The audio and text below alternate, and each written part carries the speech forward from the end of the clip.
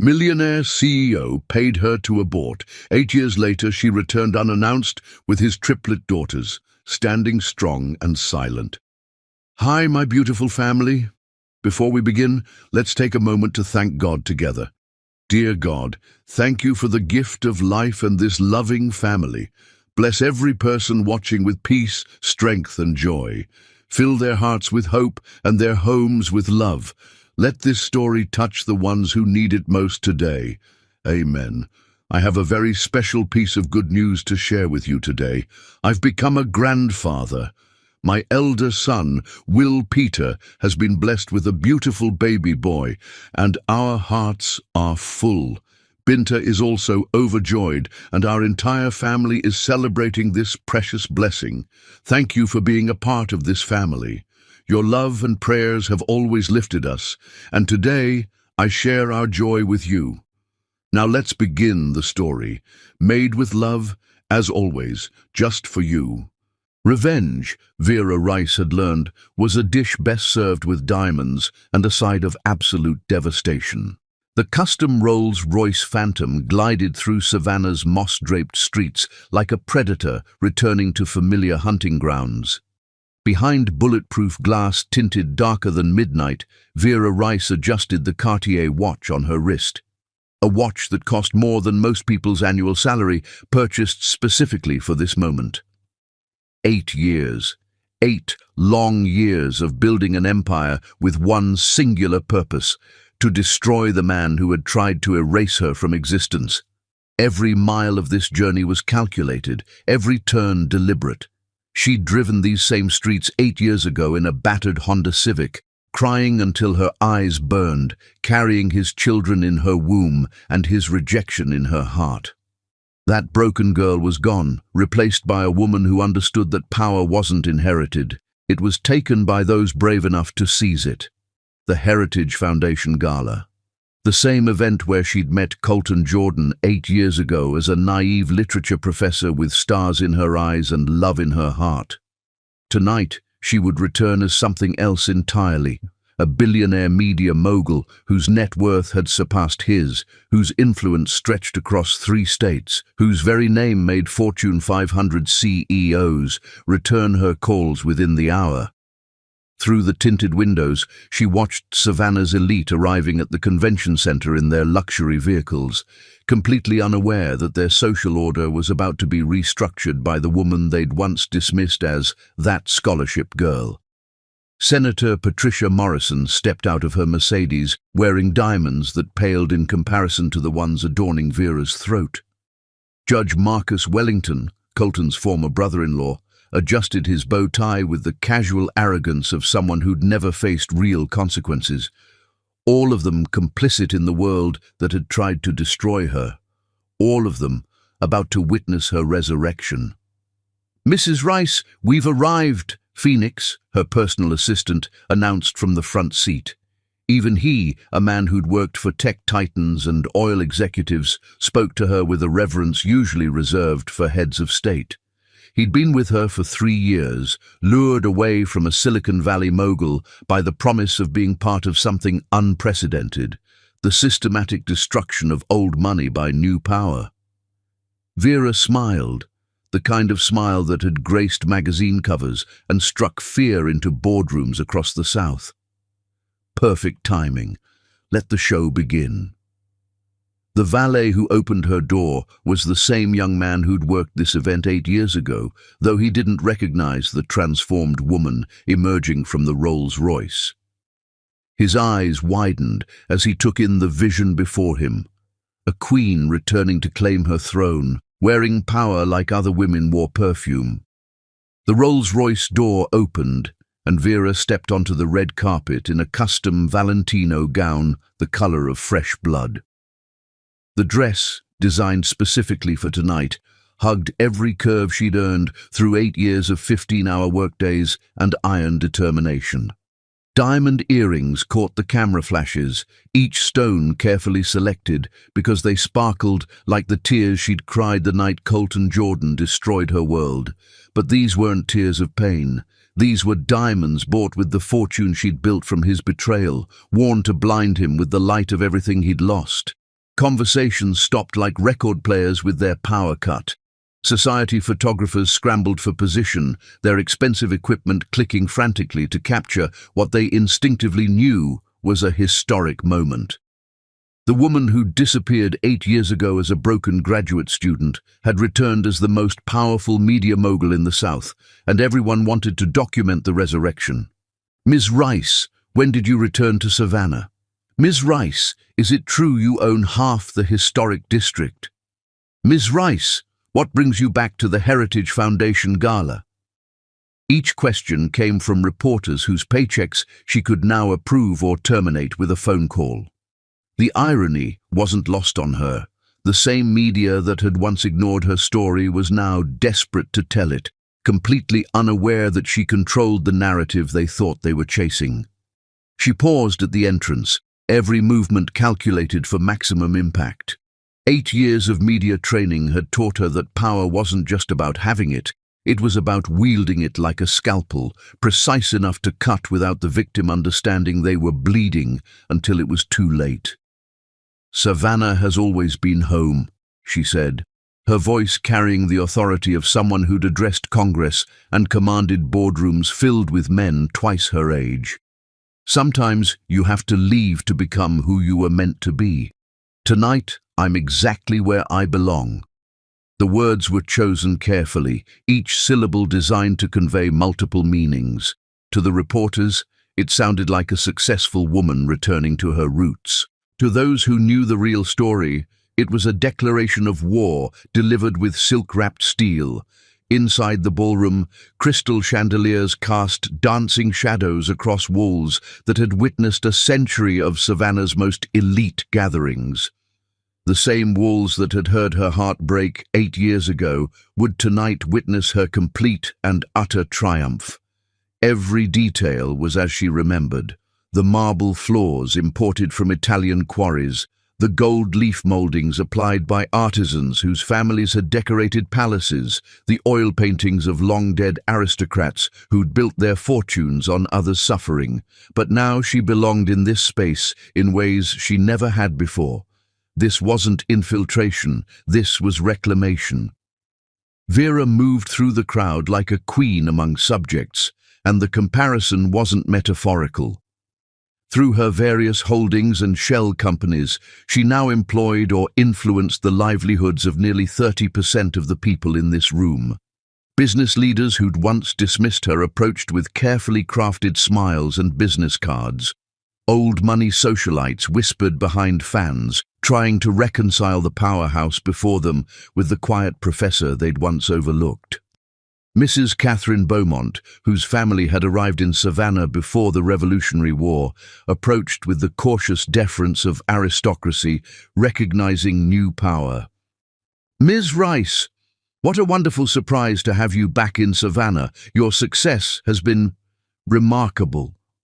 "Thank you, Mrs. Beaumont. I've always believed that remarkable circumstances require remarkable responses."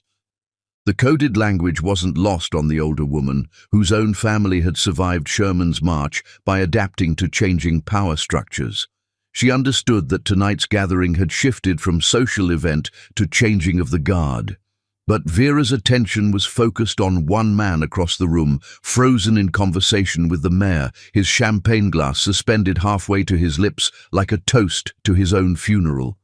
Colton Jordan. He'd aged, she noted with satisfaction. The boyish charm that had once made her weak in the knees had been replaced by the hollow look of a man carrying guilt like a stone in his chest. His marriage to Constance Wellington had given him the society status his father demanded, but even from across the room, Vera could see the emptiness in his eyes. The look of someone who'd traded his soul for acceptance and found the bargain lacking. The expensive tuxedo couldn't hide the weight loss that spoke of sleepless nights and bourbon dinners. His hands shook slightly as he raised his glass, a tremor that betrayed the anxiety medication she knew he'd been taking since his therapist had prescribed it 3 years ago. Yes, she'd been watching. She'd been watching everything. Good, she thought. Let him feel a fraction of what he put me through. Their eyes met across the ballroom, a moment that seemed to stretch into eternity. She watched his face drain of color, watched his hand tremble slightly as recognition hit him like a physical blow. The conversation around him continued, but Colton Jordan was no longer present. He was 8 years in the past, staring at the woman he'd destroyed, trying to reconcile the broken girl in his memory with the goddess of vengeance before him. Vera's smile was radiant and terrible. She glided toward him with the confidence of someone who owned half the room, literally. Through her various shell companies and investment firms, she'd been quietly acquiring properties throughout Savannah's historic district for 3 years, the museum where they'd had their first date, Heron, the restaurant where he'd first said he loved her, also hers. Even the apartment building where she'd lived as a graduate student now belonged to her portfolio. Every step toward him was a step closer to justice, every heartbeat a countdown to his reckoning. "Excuse me," she said to the mayor, her voice honey-sweet with an edge of steel. "I was hoping to speak with Mr. Jordan about a business opportunity." The mayor, recognizing power when he saw it, immediately stepped aside. "Of course, Ms. Rice.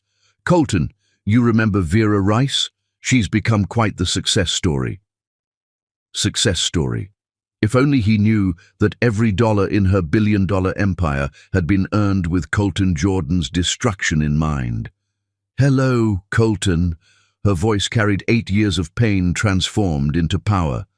"You look surprised to see me."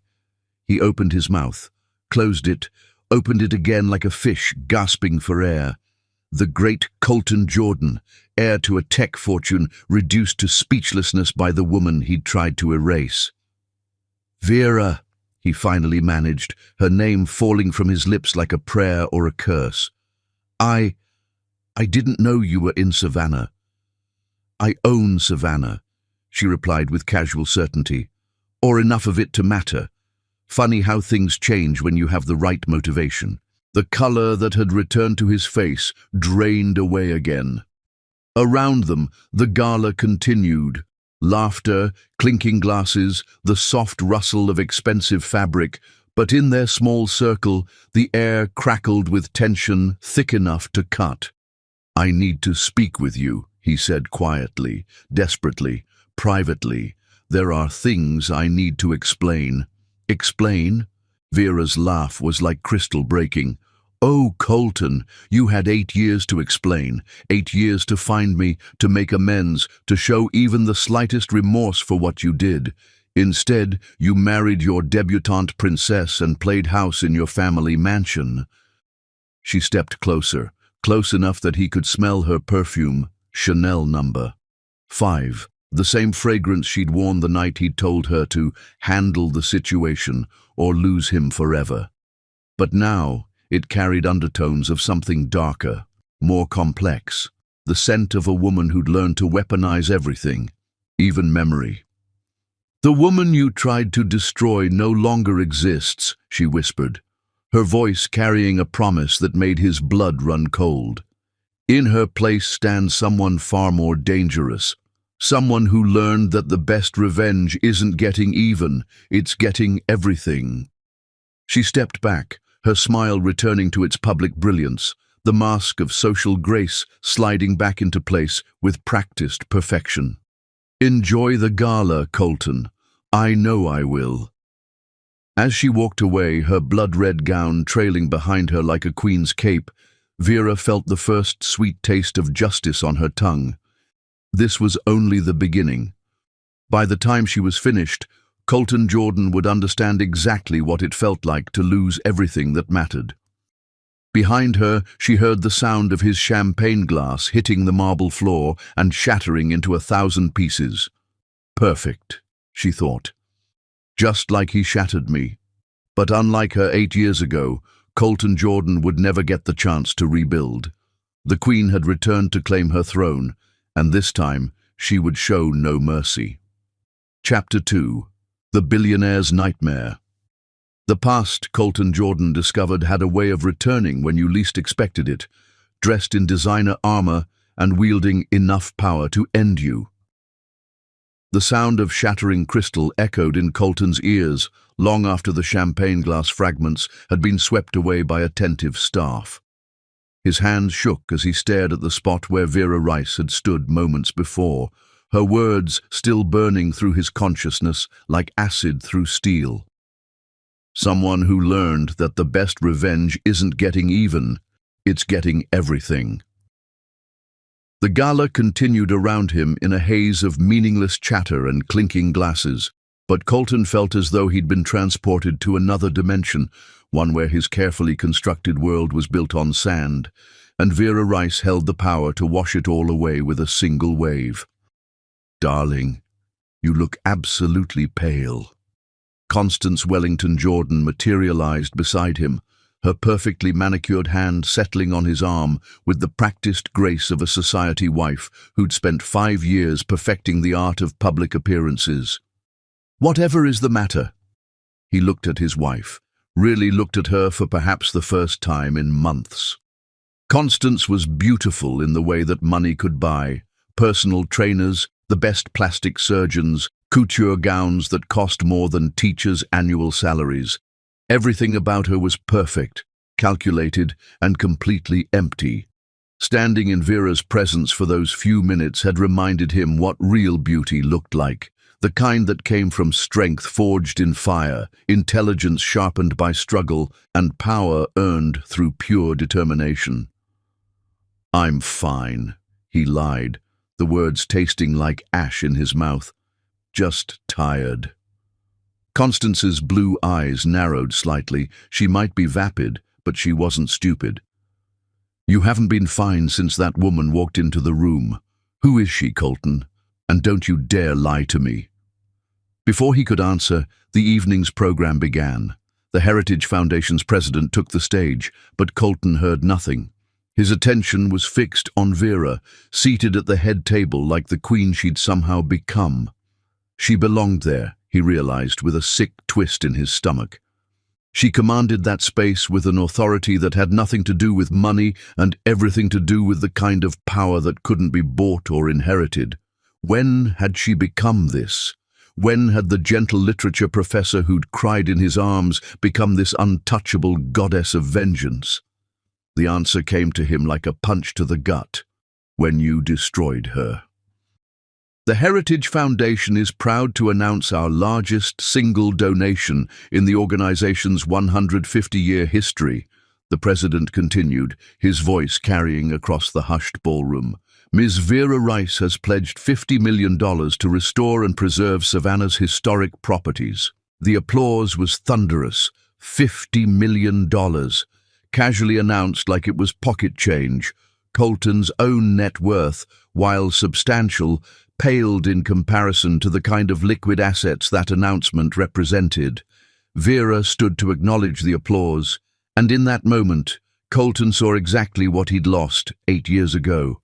Not just a woman, a force of nature, not just love, a partnership that could have ruled the world. As the evening continued, he found himself studying her from across the room like a condemned man watching his executioner sharpen the blade. Every conversation she had drew powerful people into her orbit. Senators sought her opinion. Business leaders hung on her every word. She didn't just attend the gala, she dominated it. "She used to teach literature at the university," Constance said quietly beside him, her voice carrying a strange note he'd never heard before. "I had my assistant do some research after I saw your reaction. Professor Vera Rice disappeared 8 years ago, right around the time we got engaged." Colton's blood turned to ice water. "Constance, don't." Her perfectly modulated voice carried a warning. "Whatever happened between you two, I can see it written all over your face. You look at her the way you've never looked at me, like she hung the moon and stars." Before he could respond, she was gone, gliding away through the crowd toward the bar. Colton stood alone in his $1,000 tuxedo, feeling more exposed than if he'd been naked in Times Square. His phone buzzed, a text from his private investigator. "Need to talk. Urgent.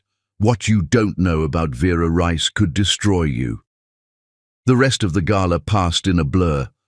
Colton made appropriate conversation, smiled at appropriate moments, and wrote appropriate checks, all while his mind raced through possibilities. What had Vera become in 8 years? How had she amassed this kind of wealth and influence? And, most importantly, what exactly did she plan to do with it? By the time he reached his Bentley, his shirt was soaked with sweat, despite the evening's cool temperature. He drove through Savannah's empty streets in a daze, passing buildings and landmarks that now felt tainted by the knowledge that she was back, that she owned pieces of his world. His family estate loomed ahead, 3 stories of antebellum grandeur that had housed 5 generations of Jordans. Old money, old power, old secrets. Tonight, it felt like a mausoleum. Constance was waiting in his study, still in her gala gown, but with her carefully constructed mask finally slipped. In her hands was a thick manila folder. "Your investigator stopped by," she said, her voice carrying a deadly calm that he'd never heard before. "Apparently, he's been keeping tabs on a certain literature professor for longer than you might expect." She dropped the folder on his mahogany desk, photographs spilling across the leather surface. Images of Vera through the years, thin and struggling, working multiple jobs, pregnant and alone, building something from nothing with determination that showed in every line of her body. "She was pregnant," Constance said, each word dropping like a stone into still water. 8 years ago. Right around the time you chose me over her. Colton's legs gave out. He collapsed into his desk chair, staring at photographic evidence of the choice that had haunted every day since. Vera, visibly pregnant, leaving their old apartment building with a single suitcase. Vera, working at a coffee shop with her belly swollen beneath a cheap uniform. Vera, alone in a hospital room, giving birth to triplets. Constance continued with surgical precision. 3 daughters, Ivy, Rose, and June Rice, 8 years old, brilliant, beautiful, and completely unaware that their father is the man who abandoned their mother when she needed him most. The photographs showed them, 3 little girls who carried his features mixed with Vera's strength, his daughters, 3 human beings who existed in the world without knowing his name, raised by a woman who'd turned his abandonment into armor. "She didn't get rid of it," he whispered, the words scraping against his throat like broken glass. "She kept the babies. She kept them, raised them alone, and built a media empire while doing it." Constance's voice carried a mixture of grudging admiration and cold fury. "Your investigator says she's worth over $2 billion. She owns properties throughout the South, has connections in every major media market, and commands the kind of influence that money can't buy." She leaned across the desk, her perfect face twisted with emotion he'd never seen before. "She's everything I never was, isn't she? Real, substantial, someone who'd fight for what she loved instead of just playing house in your family's shadow." Colton couldn't speak, couldn't breathe, couldn't process the magnitude of what he'd lost and what was coming for him. 8 years ago, he'd chosen his inheritance over love, security over courage, his father's approval over his own heart. He'd told himself it was the practical choice, the smart choice, the choice that would secure his future. Instead, he'd created his own destruction. Vera Rice had spent 8 years becoming the kind of woman who could end him with a phone call, and she'd done it all while raising the daughters he'd never known existed. The woman he'd discarded had become a queen, and queens, he was beginning to understand, did not forgive those who'd wronged them. They destroyed them. Chapter 3. The children he never knew. The greatest victories Vera had discovered were not won in boardrooms or courthouses, but in the quiet moments when love proved stronger than abandonment. Sunlight streamed through the floor-to-ceiling windows of the Rice family mansion, casting golden patterns across Italian marble floors that had cost more than most people's homes. But Vera Rice, still in her silk pajamas and cashmere robe, cared nothing for the opulence surrounding her.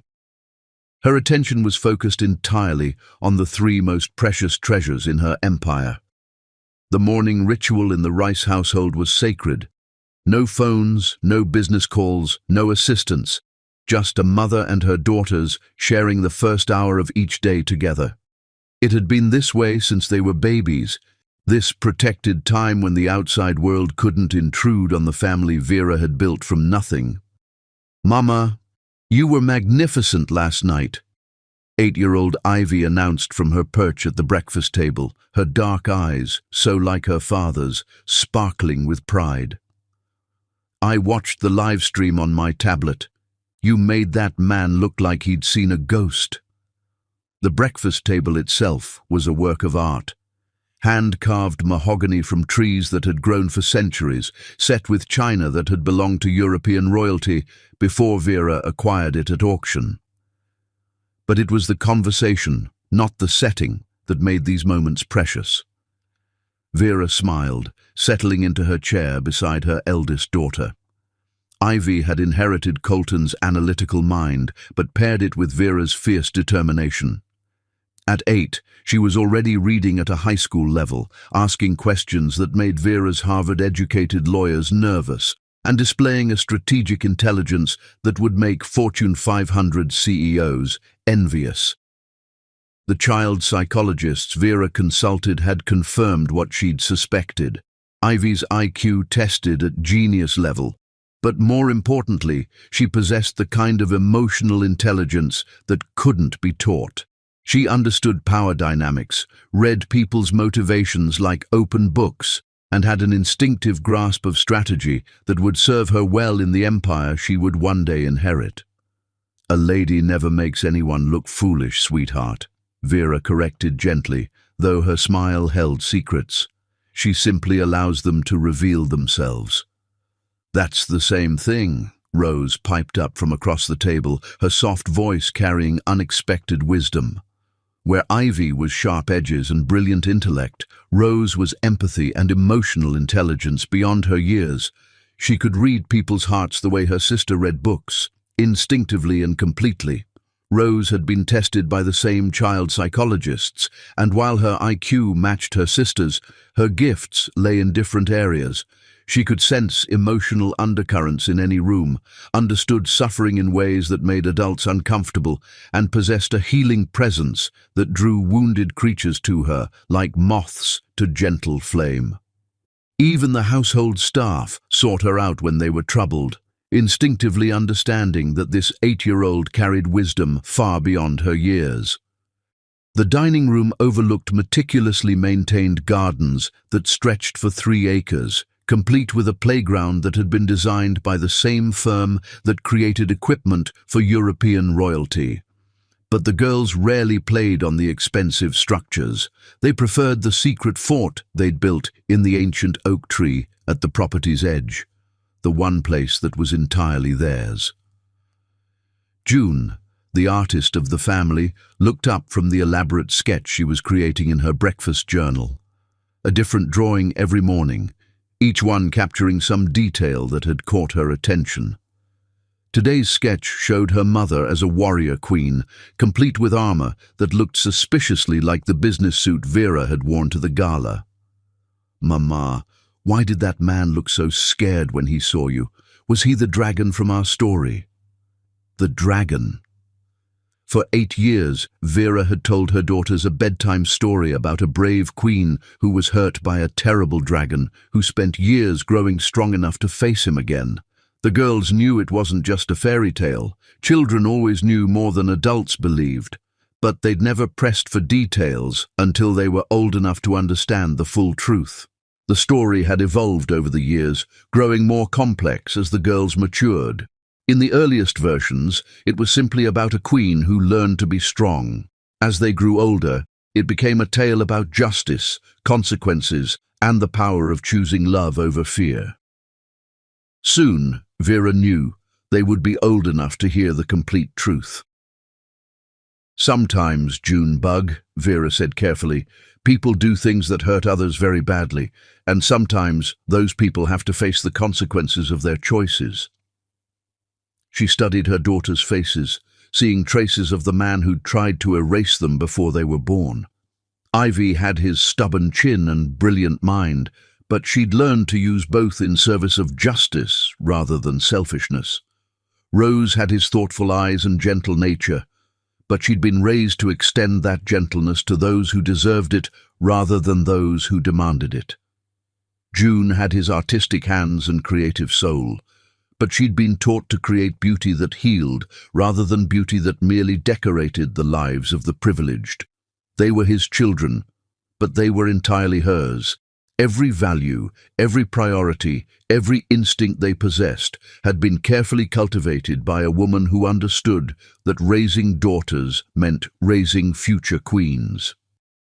"Are we going to face the dragon together?"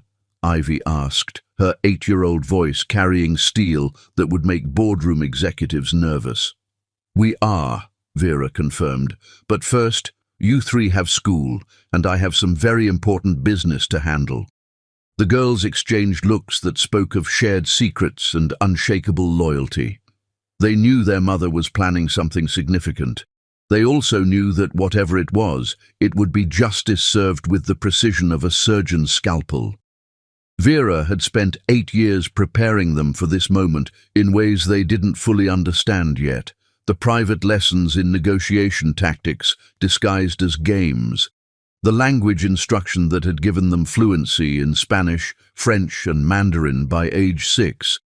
The chess tournaments where they'd learned to think strategically. The debate team that had taught them to argue persuasively. All of it had been training for the empire they would inherit, the battles they would fight, the power they would wield with wisdom their father had never possessed. After breakfast, Vera walked her daughters to the circular driveway where their armored Mercedes waited. The vehicle looked like any luxury SUV, but it had been customized with security features that could protect them from anything short of military assault. The glass was bulletproof, the body reinforced with steel plating, the communication system encrypted to government standards. Phoenix held the door open, his expression carefully neutral as always, but she caught the slight nod of approval he gave her. Even he understood that last night had been the opening move in a chess game 8 years in the making. He'd been with her for 3 years, lured away from a tech mogul in Silicon Valley by the promise of being part of something unprecedented, the systematic destruction of old money by new power. "Mrs. Rice," he said quietly as the girls settled into their seats, "I've scheduled your morning meetings as requested. The Heritage Foundation Board convenes at 10, followed by your lunch with the Mayor's Economic Development Committee. The Jordan Industries stockholders meeting is this afternoon." The precision of the schedule wasn't accidental. Every meeting, every appointment, every carefully orchestrated encounter was designed to tighten the noose around Colton Jordan's neck 1 degree at a time. Perfect. Vera kissed each daughter goodbye, breathing in the scent of their shampoo and the innocence they still carried despite the storm brewing around them. "Remember, girls, we are queens who bow to no one," they recited in unison, their voices carrying the conviction of a battle cry learned at their mother's knee. As the Mercedes pulled away, taking her daughters to the most exclusive private school in Savannah, which she now owned through a subsidiary, Vera allowed herself a moment of pure maternal pride. They were everything Colton Jordan would never be: brave, loyal, unashamed of who they were. The school itself was a testament to Vera's forward planning. She'd acquired it 2 years earlier, not through hostile takeover, but through careful negotiation with a board of directors who'd recognized her vision for educational excellence. Now it served the dual purpose of giving her daughters the best education money could buy, while ensuring their safety through her complete control of the environment. The other parents whispered about the mysterious VM Rice, some in admiration, others in jealousy, most in respectful fear.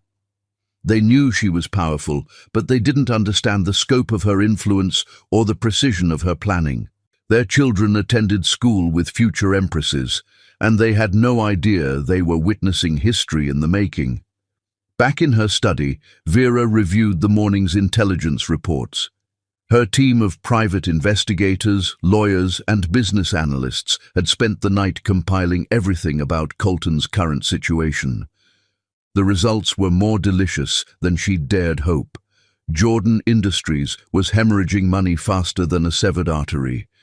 3 failed product launches in the past 2 years had shaken investor confidence.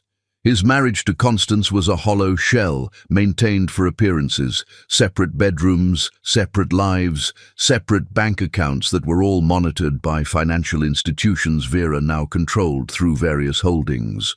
Most importantly, Colton's father, Harrison Jordan, was desperate to maintain the family's social standing despite their declining finances.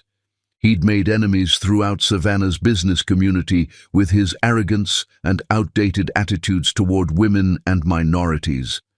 Those same enemies were now Vera's allies, eager to support someone who represented the future rather than the past. Her phone buzzed with a text from Jasmine, her best friend and business partner. "Saw the news footage? You looked like a goddess of war. Coffee later? I want details about Operation Dragon Slayer." Vera smiled, remembering the scared graduate student who'd called Jasmine crying in the middle of the night 8 years ago.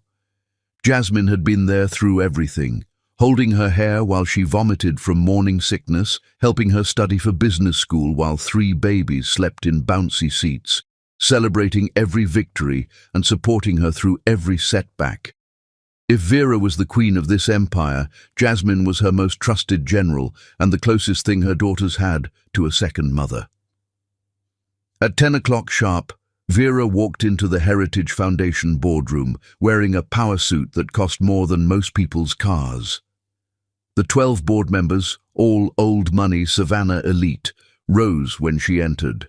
8 years ago, they wouldn't have acknowledged her existence. Today, they treated her like royalty because they understood that's exactly what she was. "Ladies and gentlemen," she began, her voice carrying the authority of someone who'd addressed Congress and commanded Fortune 500 boardrooms, "I'd like to discuss expanding our preservation efforts to include some of Savannah's most historically significant properties."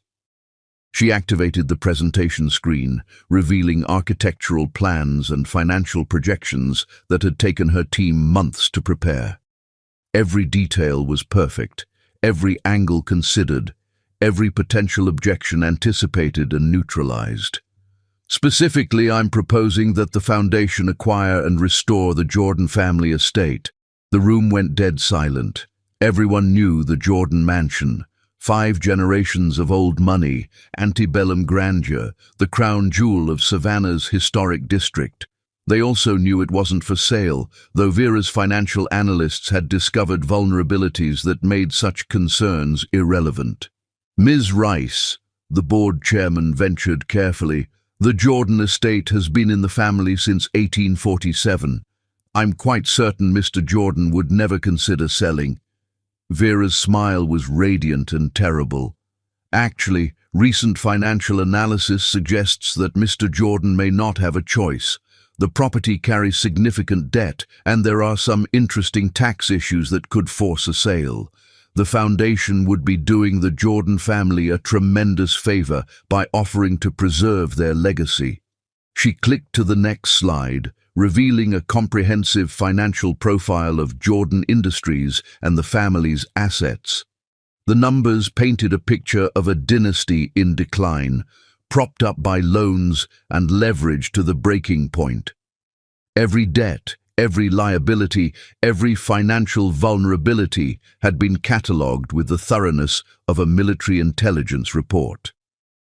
"Of course," Vera continued with silk-wrapped steel in her voice, "the foundation would need to ensure that any acquisition serves the public good. We wouldn't want historical properties to remain in private hands if the owners couldn't properly maintain them." The board members exchanged glances that spoke volumes. They understood exactly what she was offering, a chance to acquire one of Savannah's most prestigious properties while appearing to act in the public interest. They also understood that refusing Vera Rice was not an option any of them were prepared to consider. "What exactly are you proposing, Ms. Rice?" the chairman asked. though his tone suggested he already knew the answer. "I'm proposing that we give the Jordan family an opportunity to do the right thing," she replied with devastating calm, "before circumstances force them into a less dignified arrangement." By lunch, word of the Heritage Foundation's interest in the Jordan estate had spread throughout Savannah's business community like wildfire. Vera's afternoon meeting with the Mayor's Economic Development Committee provided the perfect opportunity to plant additional seeds of doubt about Jordan Industries' stability and the family's ability to maintain their historic properties. That evening, she returned home to find her daughters working on homework at the kitchen table, a scene of domestic normalcy that belied the calculated destruction she was orchestrating.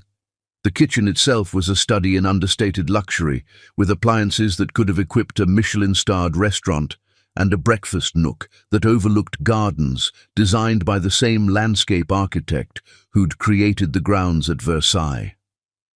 "How was school?" she asked, settling beside them with a glass of wine that cost more than most people spent on groceries in a month. "Mrs. Patterson said something interesting in history class," Ivy reported with 8-year-old seriousness.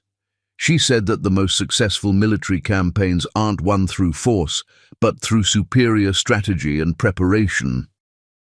Vera raised an eyebrow, wondering if her daughter's teacher was more perceptive than she'd realized. "Did she now?" "I think she was talking about your war with the dragon," Rose added quietly. "Sometimes grown-ups think children don't understand, but we do." June looked up from her art homework, a detailed sketch of a queen standing victorious over a fallen dragon. The artistic skill was remarkable for an 8-year-old, but it was the symbolism that caught Vera's attention. The queen in the picture wasn't celebrating. She was simply standing, crown gleaming, over something that was no longer a threat. "Will the dragon learn to be sorry, Mama? Or will he just disappear?" Vera studied her youngest daughter's drawing, seeing wisdom beyond her years in the careful details. The dragon wasn't destroyed through violence. It had simply been reduced to something too small to matter. "Some people learn to be sorry too late, baby girl," she said softly, "and some people discover that sorry isn't enough to fix what they've broken." That night, after tucking her daughters into their beds and listening to their prayers, which included asking God to help their mama be brave and to make sure justice was served, Vera stood at her bedroom window overlooking the Jordan estate. Lights glowed in the windows of the mansion, where Colton was probably staring at photographs of the daughters he'd never known, finally understanding the magnitude of what he'd lost. The view from her window wasn't accidental. She'd purchased this particular mansion specifically because it offered a perfect line of sight to the home where Colton had been raised, where he'd learned the values that had made him capable of abandoning a pregnant woman, where he now lived with the consequences of choosing inheritance over love. 8 years ago, he'd told her she was nothing, that she was disposable, that the children growing inside her were inconvenient complications to be handled. Tomorrow, she would begin showing him exactly what nothing looked like, but tonight she would sleep peacefully in the knowledge that her daughters were safe, loved, and being raised to understand that true power came not from destroying others, but from building something so magnificent that destruction became irrelevant. The dragon in their bedtime story would fall not because the queen was cruel, but because she had become too powerful for his cruelty to touch. Chapter 4. The First Strike War, Vera had learned from 8 years of building an empire, was not won through dramatic gestures, but through the surgical removal of everything your enemy believed was untouchable. The Savannah Historic Preservation Society's emergency board meeting convened at 9 in the morning in a mahogany-paneled conference room that had witnessed a century and a half of the city's most consequential decisions. 12 of the South's most influential preservation advocates sat around a table that had been carved from trees older than the nation itself, but none of them commanded the room like the woman who entered precisely at 9 o'clock. Vera Rice wore power like other women wore perfume, subtly but unmistakably. Her cream-colored Chanel suit whispered wealth with every movement, and the vintage Hermès briefcase she carried had belonged to a French aristocrat before the Revolution. Everything about her presence suggested old money and older power, which made her next words all the more devastating. "Ladies and gentlemen," she began, her voice carrying the authority of someone who'd addressed Senate subcommittees and Fortune 500 boardrooms, "we have an opportunity to preserve one of Savannah's most historically significant properties, the Jordan family estate." The reaction was immediate and electric. Board members exchanged glances that spoke of social implications they all understood, but none dared voice. The Jordan mansion wasn't just a house. It was a symbol of Savannah's antebellum aristocracy, a monument to 5 generations of influence that had shaped the city's power structure. Margaret Beaumont, whose own family had arrived on the Mayflower, leaned forward with interest. "Ms. Rice, the Jordan estate has been in the family since before the Civil War. Surely they wouldn't consider—" "Consider?" Vera's smile was silk wrapped around steel. "Mrs. Beaumont, I'm afraid the Jordan family may not have the luxury of choice much longer." She activated the presentation system with practiced efficiency, revealing financial documents that painted a devastating picture: tax liens, overdue mortgage payments, business loans secured against the property, 8 years of fiscal irresponsibility laid bare in numbers that couldn't lie. "The property carries approximately $4 million in debt," Vera continued with clinical precision. "Property taxes haven't been paid in 18 months.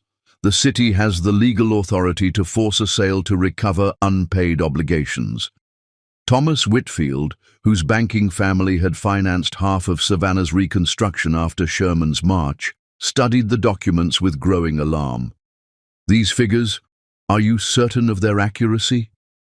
"My accountants are very thorough," Vera replied, though she didn't mention that those same accountants had spent 2 years strategically acquiring the various loans and liens that now trapped the Jordan estate like a spider's web. The Heritage Foundation could step in to preserve this irreplaceable piece of our city's history, but we would need to act quickly. She clicked to the next slide, revealing architectural restoration plans that would have taken months to prepare. Every detail was perfect, from historically accurate paint colors to authentic period landscaping. She'd obviously been planning this acquisition for years. "The Foundation's offer would be generous," she continued. $15 million, which would cover all outstanding debts and provide the Jordan family with enough capital to maintain their lifestyle while transitioning to a more manageable property. What she didn't mention was that $15 million was exactly half what the estate was actually worth, or that she'd spent the past 3 years ensuring that no other buyers would be in a position to make competing offers. The vote was unanimous. By 10:30, news of the Heritage Foundation's interest in the Jordan estate was spreading through Savannah's business district like wildfire.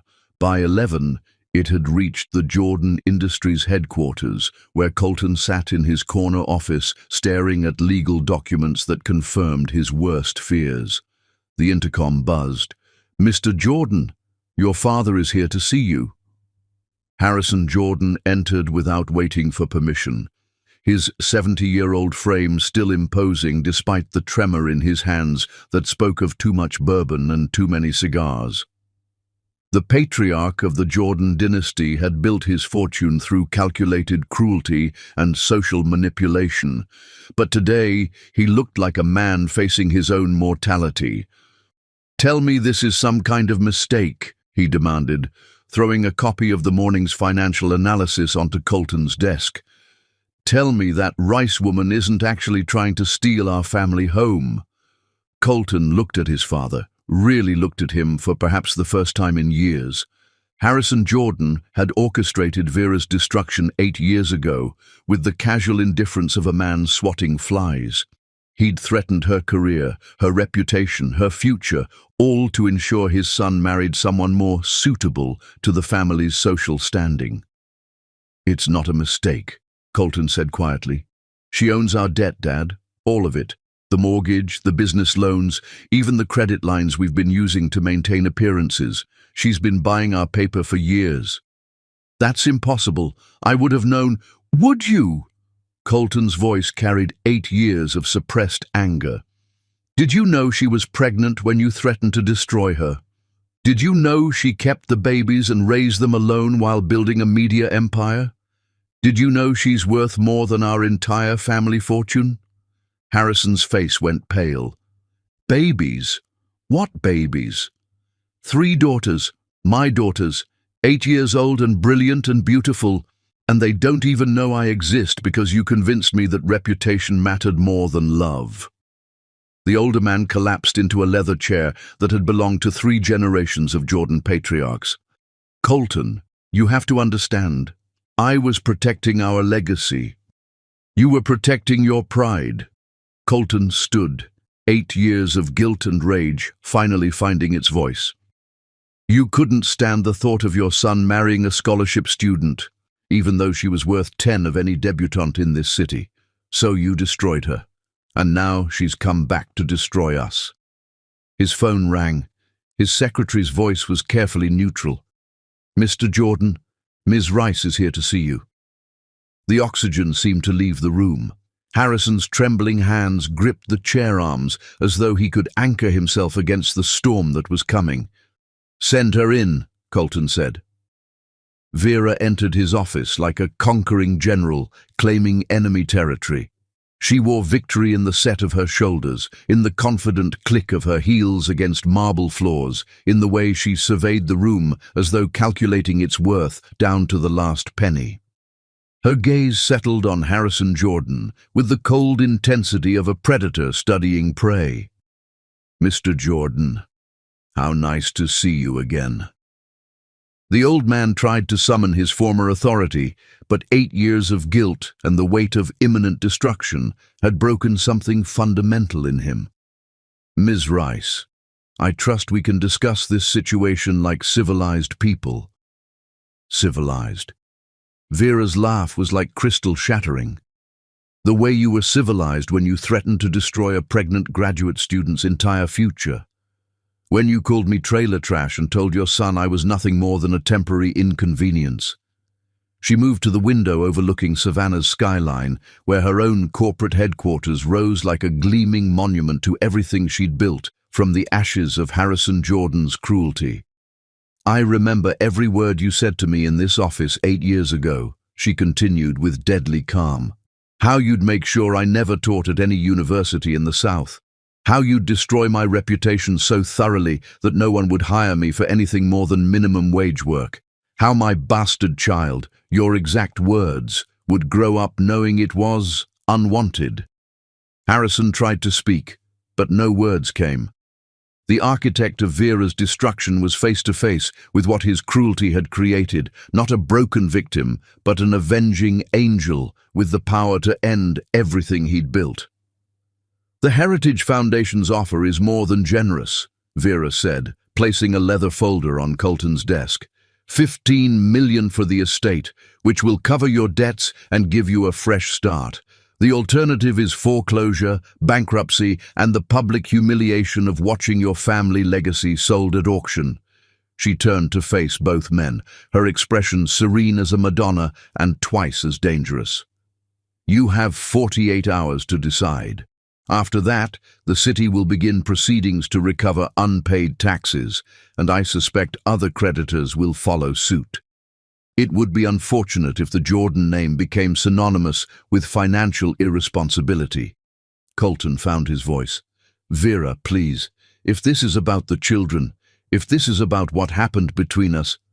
This isn't about what happened between us, she replied with devastating precision. This is about what happened to me. What you allowed to happen, what you participated in. She moved toward the door, then paused, her hand on the crystal handle. Your daughters are exceptional, by the way. Ivy is reading at a high school level and speaks 3 languages. Rose has an IQ that would make Mensa weep with joy. June creates art that would make Picasso jealous. They're everything you'll never deserve to know. The door closed behind her, with a soft click that sounded like a guillotine blade falling. Harrison Jordan aged 10 years in the following silence.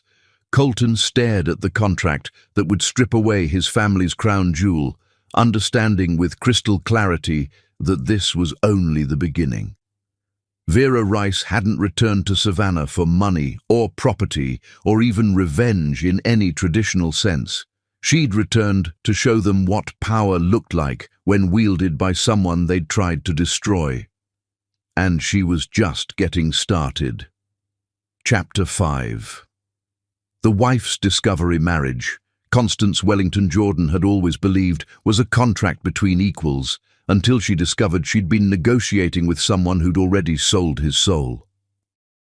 The Hermes teacup trembled in Constance's perfectly manicured hands as she stared at the photographs scattered across her Louis XV escritoire like evidence of a crime she'd been too naive to recognize.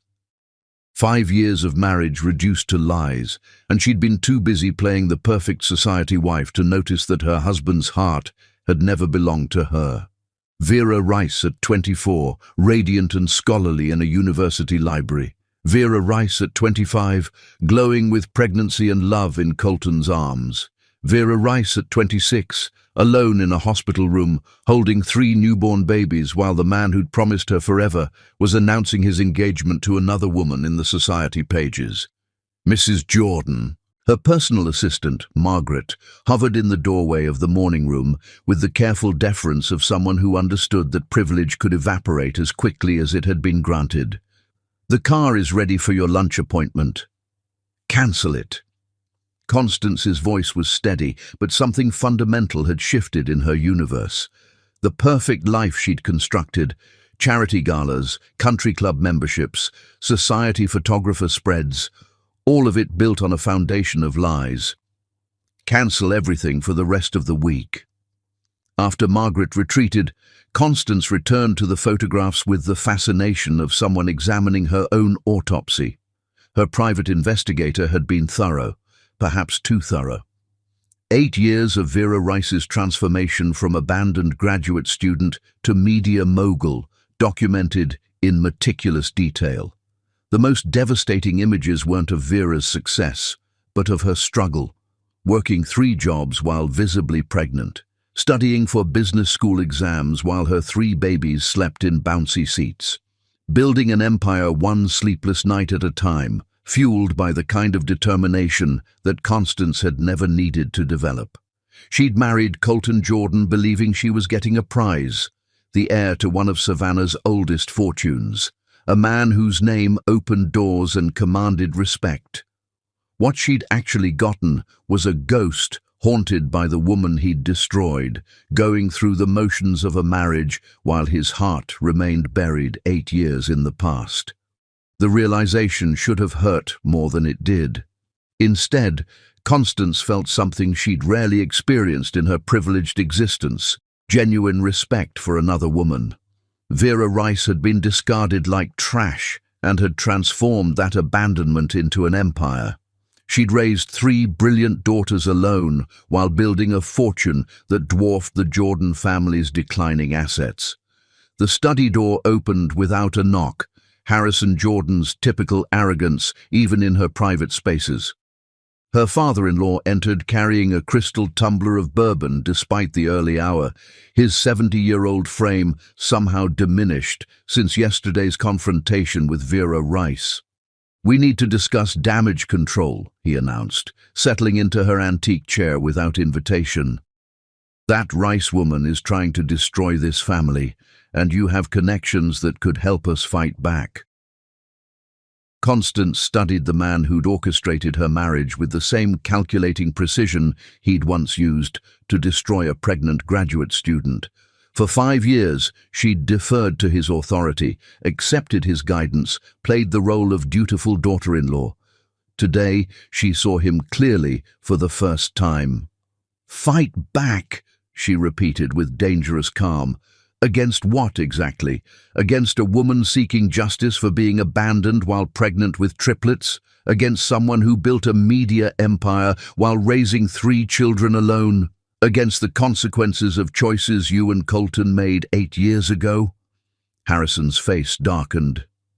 That scholarship girl was never suitable for this family. I did what was necessary to protect our legacy. Our legacy. Constance laughed, a sound devoid of humor. Harrison, do you know what our legacy actually is? Declining assets, mounting debts, and a reputation built on destroying people who inconvenience us. Vera Rice didn't attack the Jordan family. She simply refused to stay destroyed. She stood, moving to the window overlooking the gardens that would soon belong to someone else. The irony wasn't lost on her. Everything she'd married for was slipping away, revealed as hollow as her marriage itself.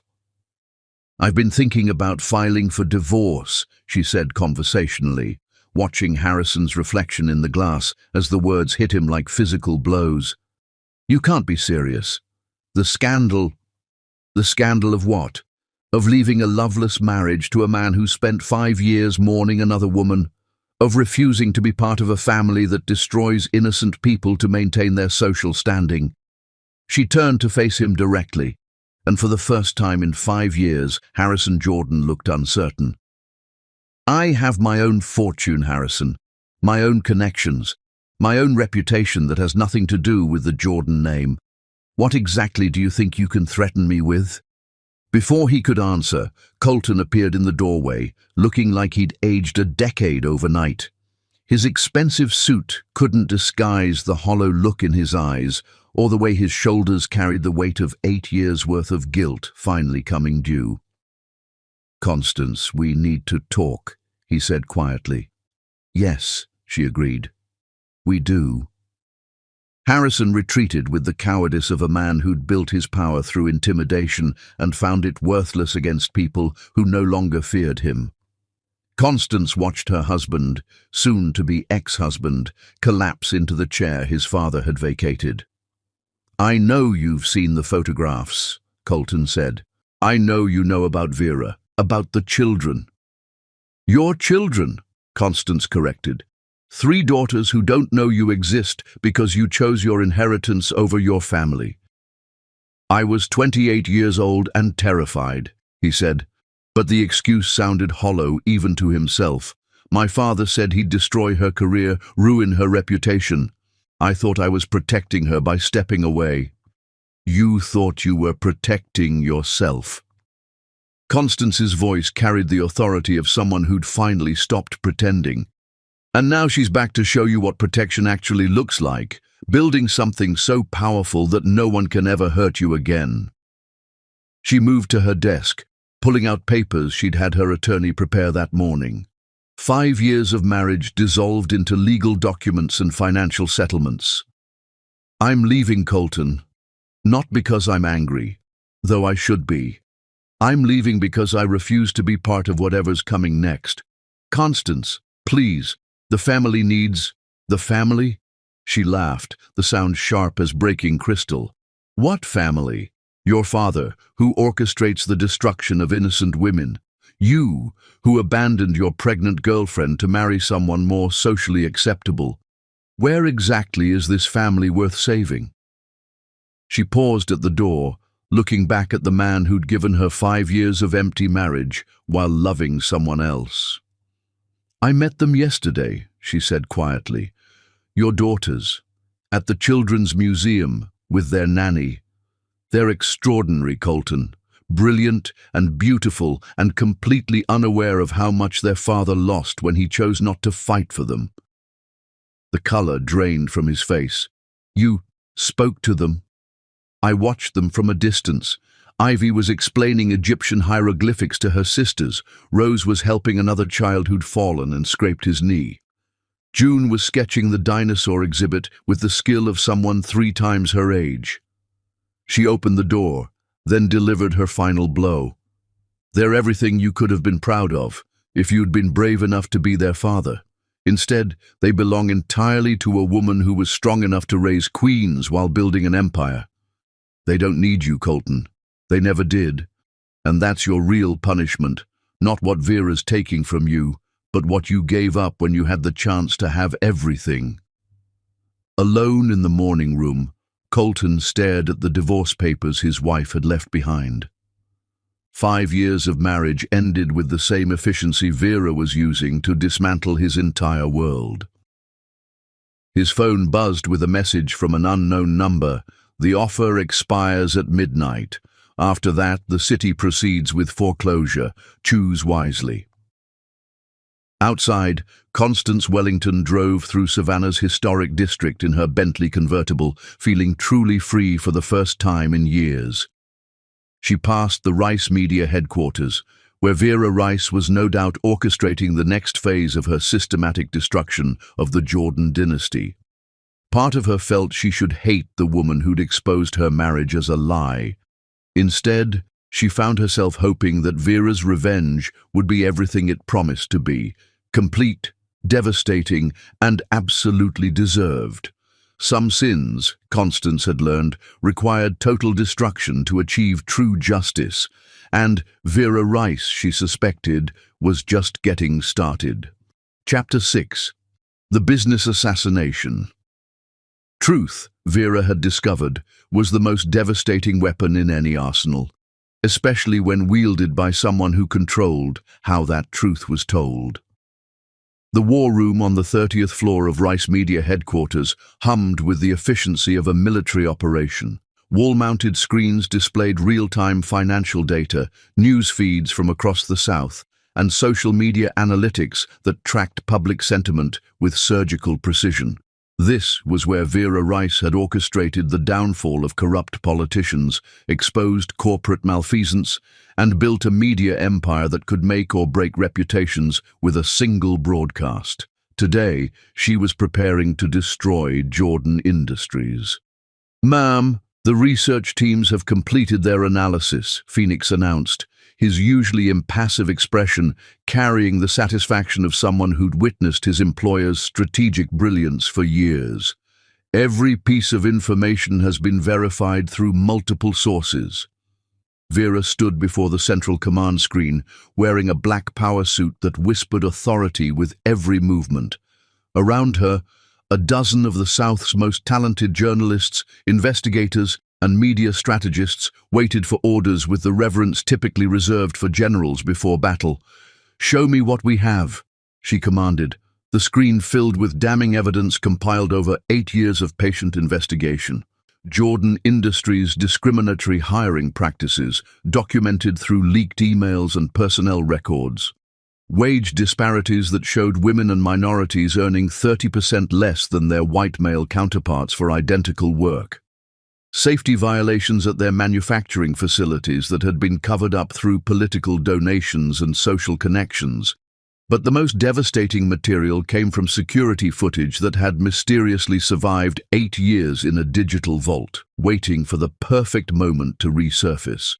"This is the recording from February 15th, 8 years ago," Phoenix announced as audio filled the room with crystal clarity. Harrison Jordan's voice, dripping with aristocratic arrogance. "That scholarship girl is nothing more than a gold-digging inconvenience. Make sure she understands that my son's future doesn't include trailer trash and bastard children." Colton's younger voice, weak but complicit. "Dad, maybe we should consider other options." "There are no other options. You'll marry the Wellington girl as planned, and this problem will disappear. Permanently." The recording continued for 12 minutes, documenting in excruciating detail how 2 of Savannah's most prominent citizens had planned the systematic destruction of a pregnant graduate student who'd committed no crime beyond loving the wrong man. "Public release is scheduled for tonight's evening news across all our affiliate networks," announced Catherine Marsh, Vera's head of investigative journalism and a Pulitzer Prize winner who joined the Rice Media empire specifically to expose the kind of injustice she'd witnessed firsthand. "We have confirmations from CNN, MSNBC, and Fox Business for national pickup." "Social media campaign?" Vera inquired. "Trending hashtags are already prepared. Jordan Industries exposed, justice for Vera, corporate accountability. Our social media team estimates 15 million impressions in the first hour." Vera nodded with the satisfaction of someone whose revenge had been 8 years in the making. Every detail had been planned with military precision, every potential countermove anticipated and neutralized. What about Jordan Industries' response capacity? Limited, reported Marcus Chen, her corporate intelligence specialist. Their PR firm dropped them yesterday after rumors of the pending expose began circulating. Their legal team is focused on the estate foreclosure proceedings. They're fighting a war on multiple fronts without adequate resources. Perfect. Vera's smile could have cut glass. Initiate the campaign. Across the city, in Jordan Industries headquarters, Colton sat in his corner office, staring at financial reports that painted a picture of systematic collapse. 3 major clients had terminated contracts overnight, citing reputational concerns that his assistant couldn't explain. Stock prices were dropping steadily, and his board of directors had called an emergency meeting for tomorrow morning. His secretary's voice crackled over the intercom. "Mr. Jordan, there's a call from Channel 7 News. They're asking for comment on some kind of investigation." His phone exploded with notifications like a digital avalanche. Text messages from business associates, missed calls from investors, email alerts from news services, social media mentions climbing by the thousands. Every message carried the same ominous tone. "Have you seen the news?" But it wasn't just local coverage. His assistant's panicked voice crackled over the intercom. "Sir, we're getting calls from CNN, Fox Business, MSNBC, The Wall Street Journal, Forbes, and the BBC. They're all asking for comment on the same story." He turned on the wall-mounted television just as every major news network began running identical lead stories simultaneously. A coordinated media blitz that could only have been orchestrated by someone with unlimited resources and 8 years of careful planning. Tonight at 6, an exclusive investigation into Jordan Industries reveals a pattern of discriminatory practices, safety violations, and corporate cover-ups spanning nearly a decade. But our most shocking discovery involves audio recordings from 8 years ago that expose how the company's leadership systematically destroyed the life of a pregnant employee who dared to inconvenience their family plans. The investigation wasn't just thorough, it was surgical. Every piece of evidence had been verified through multiple sources, every legal document authenticated by forensic experts, every witness interview conducted with the precision of a federal investigation. This wasn't journalism, this was warfare conducted through media channels. The audio played in its entirety, Harrison's voice filling Colton's office with the same casual cruelty that had haunted his nightmares for 8 years. But hearing their conversation broadcast to hundreds of thousands of viewers transformed private guilt into public shame. The anchor continued. The woman they targeted was Vera Rice, then a graduate student and part-time instructor. Today, she's the CEO of Rice Media, the largest media conglomerate in the South, with a net worth exceeding $2 billion. This is her story. What followed was a masterpiece of narrative journalism, Vera's rise from abandoned single mother to media mogul, told with the skill of storytellers who understood that the most powerful truth was simply truth told well. Interviews with former colleagues who remembered her brilliance, financial experts who analyzed her unprecedented success, legal scholars who explained how the Jordan family's actions 8 years ago might constitute criminal conspiracy. But the most devastating segment featured 3 8-year-old girls. Ivy, Rose, and June Rice appeared on screen for exactly 30 seconds, long enough to show the world what Colton Jordan had abandoned. They were introduced simply as Ms. Rice's daughters, but anyone with eyes could see the resemblance. Ivy's stubborn chin, Rose's thoughtful eyes, June's artistic hands. Our mama teaches us that when people try to make you small, you grow bigger than they ever imagined possible, Ivy said with 8-year-old wisdom that would be quoted in newspapers across the country. The girls disappeared from the screen as quickly as they'd appeared, but the damage was absolute. 3 beautiful, brilliant children who existed because their mother had been brave enough to defy the men who'd tried to destroy her. Colton's phone rang. The caller ID showed his father's name, but when he answered, Harrison's voice was barely recognizable. "They have everything," the old man whispered. "Every email, every conversation, every backroom deal. It's over, Colton. Everything we built is finished." "Dad, she didn't just survive what we did to her. She weaponized it." The line went dead. By 10 o'clock that night, number Jordan Industries Exposed was trending nationwide. Jordan Industries stock had dropped 40% in after-hours trading. 3 board members had submitted resignation letters. The U.S. Attorney's Office had announced a preliminary investigation into potential civil rights violations. Vera watched the carnage unfold from her penthouse office, sipping wine that cost more than most people's monthly rent.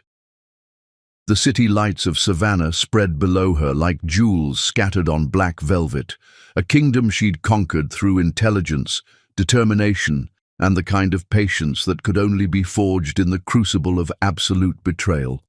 Her daughters were asleep in their beds, protected by security systems that could stop an army, and loved with the fierce devotion of a mother who'd moved mountains to give them everything they deserved.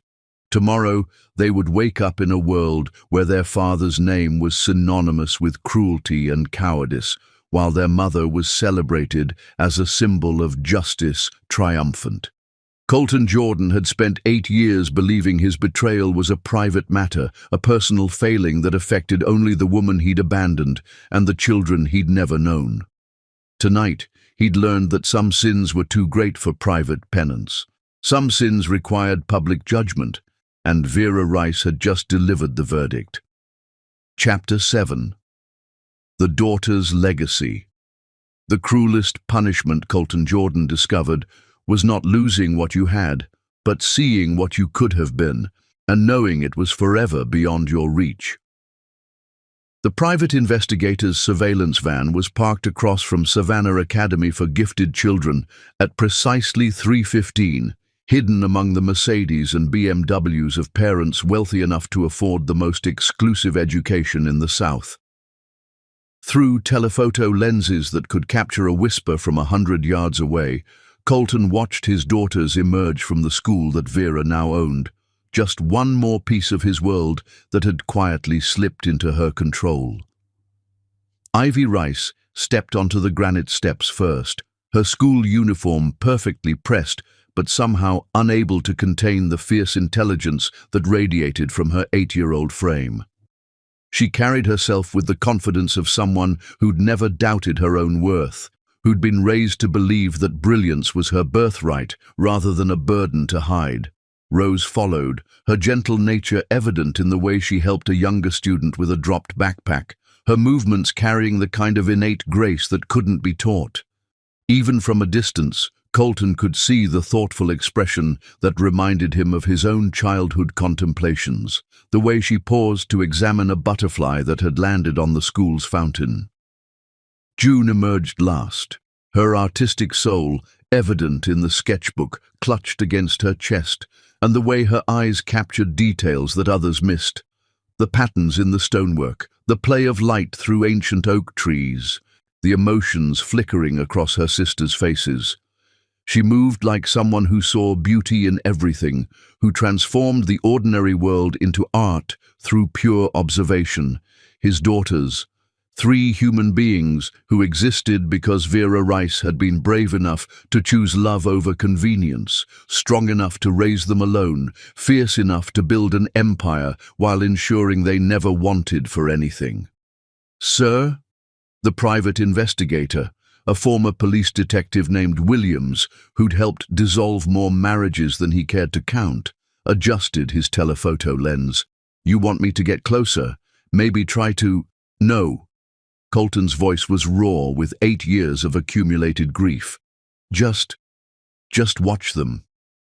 A black Mercedes SUV pulled up to the curb, armor-plated, with windows tinted dark enough to stop bullets, the kind of protection that cost more than most people's annual salaries. The driver was Phoenix, Vera's assistant, but the woman who emerged from the back seat was someone Colton had never seen before.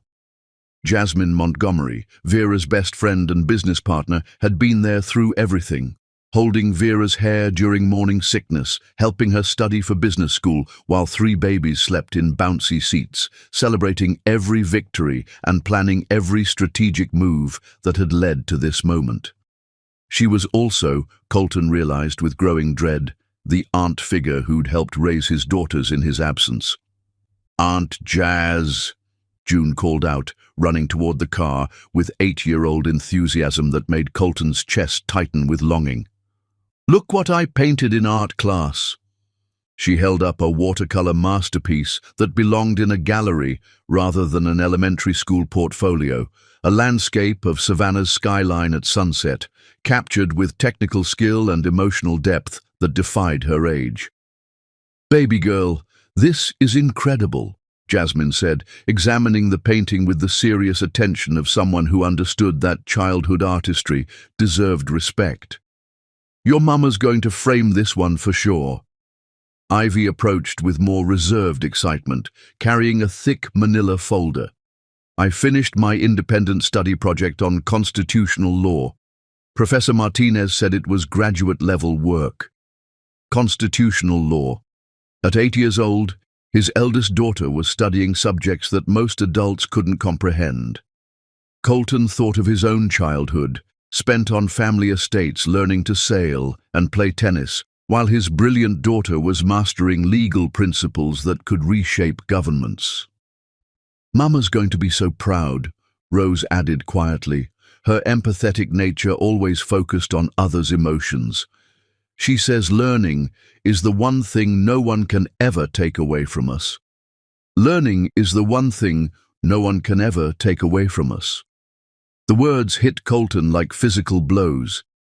Vera had raised their daughters to be unshakable, untouchable, protected by intelligence and education from the kind of vulnerability that had once made her dependent on a man's promises. Through his earpiece, Williams provided running commentary that made everything worse. The oldest one, Ivy, tested with an IQ of 180 last year. She's already been accepted to Harvard's summer program for gifted youth. Rose volunteers at the Children's Hospital every weekend, reading to cancer patients. The youngest one, June, has art hanging in the Telfair Museum. 8 years old, sir, and she's already had a gallery showing. 3 perfect children who'd been raised by a woman who'd transformed abandonment into armor, who'd used his betrayal as fuel to build something magnificent. They were everything he'd never deserved to know, everything he'd lost when he'd chosen his inheritance over his heart. His phone buzzed with a text message from an unknown number. "Beautiful, aren't they?" Colton's blood turned to ice. She knew he was here, had probably known he'd come, had probably counted on his desperate need to see what he'd thrown away. Everything about this moment felt orchestrated, as though Vera had anticipated his every move and prepared for it with the strategic brilliance that had built her empire. Another message followed. "Ivy wants to be a civil rights lawyer like her mother.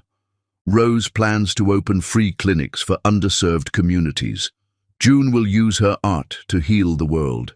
They dream big because I taught them they could achieve anything. What dreams did your father teach you to sacrifice?" The messages stopped, but the damage was complete. Colton sat in a surveillance van watching his daughters live lives of purpose and passion, raised by a woman who'd turned his abandonment into their advantage. As the Mercedes pulled away from the school, carrying his daughters to their mansion, filled with love and possibility, Colton made a decision that would haunt him forever. He followed them. The drive led through Savannah's most exclusive neighborhoods, past estates that housed old money and older secrets, until they reached the mansion that had once belonged to his own family. The Jordan ancestral home now belonged to Vera Rice, purchased through the Heritage Foundation with surgical precision and surgical cruelty. Watching his daughters run up the steps of his childhood home felt like watching his own funeral. They belonged there in ways he never had, not because of birthright or inheritance, but because they'd been raised by a woman who understood that true nobility came from character rather than bloodlines. From his position across the street, hidden behind ancient live oaks draped in Spanish moss, Colton watched through the windows as his daughters lived the life he'd forfeited. Homework spread across dining room tables, where he'd eaten lonely meals with parents who'd valued reputation over relationships. Laughter echoing through halls where he'd learned to suppress emotions that might inconvenience the family image. Vera appeared in the kitchen window, still wearing the business suit that had probably cost more than most people's cars, but looking like any mother helping with after-school snacks. She moved with the easy grace of someone completely comfortable in her own power, completely confident in her choices. When she kissed each daughter goodnight, a ritual visible through the upstairs windows, Colton felt something break inside his chest. Those should have been his kisses, his bedtime stories, his chance to tell 3 brilliant girls that they could conquer the world. Instead, he was a stranger hiding in shadows, watching a family that had learned to thrive without him. His phone buzzed one final time. "They don't need you, Colton." "They never did. That's not cruelty. That's the gift I gave them when I chose to be enough. Sleep well knowing that your daughters are loved, protected, and completely indifferent to your existence." As he drove away from the home that had once been his, but now belonged to the woman he'd destroyed, Colton understood the true genius of Vera's revenge. She hadn't just taken his possessions, or his reputation, or his future. She'd shown him paradise, and made it clear that he would never be worthy to enter. Chapter 8. The Final Trap. The most beautiful traps, Vera had learned, were the ones that looked like salvation, until the moment they snapped shut around your neck. The press conference was scheduled for 2 o'clock at the Savannah Convention Center, in the same ballroom where the Heritage Foundation had announced Vera's $50 million donation just weeks earlier. But today's gathering would be different. Today, Colton Jordan would attempt to salvage his reputation with a public plea for forgiveness that would become his final humiliation. Vera stood before her bathroom mirror at 6 in the morning, applying makeup with the precision of a warrior preparing for battle. The white Armani suit she'd chosen was symbolic, the color of angels and innocence, of righteousness and moral authority. When she destroyed Colton Jordan today, she would do it looking like justice incarnate. "Mama." June's voice drifted from the doorway, followed by the soft padding of 8-year-old feet across Italian marble. "Are you ready to slay the dragon today?" Vera smiled at her youngest daughter's reflection in the mirror. June understood their family's story better than most adults understood their own lives, not because Vera had burdened her children with details they couldn't process, but because children possessed an innate understanding of fairness that adults often lost. "Yes, baby girl, today the dragon finally falls."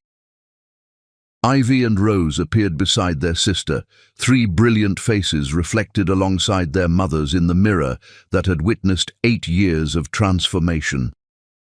They wore matching white dresses, their idea, not hers, and expressions of solemnity that spoke of children who understood they were about to witness history. "Will he try to pretend he's sorry?" Ivy asked with 8-year-old directness. "Adults do that sometimes when they get caught being mean." "Probably," Vera replied honestly. "Some people think sorry is a magic word that erases consequences. But sorry doesn't unbreak things," Rose observed, with the wisdom of someone who'd spent her young life helping heal others.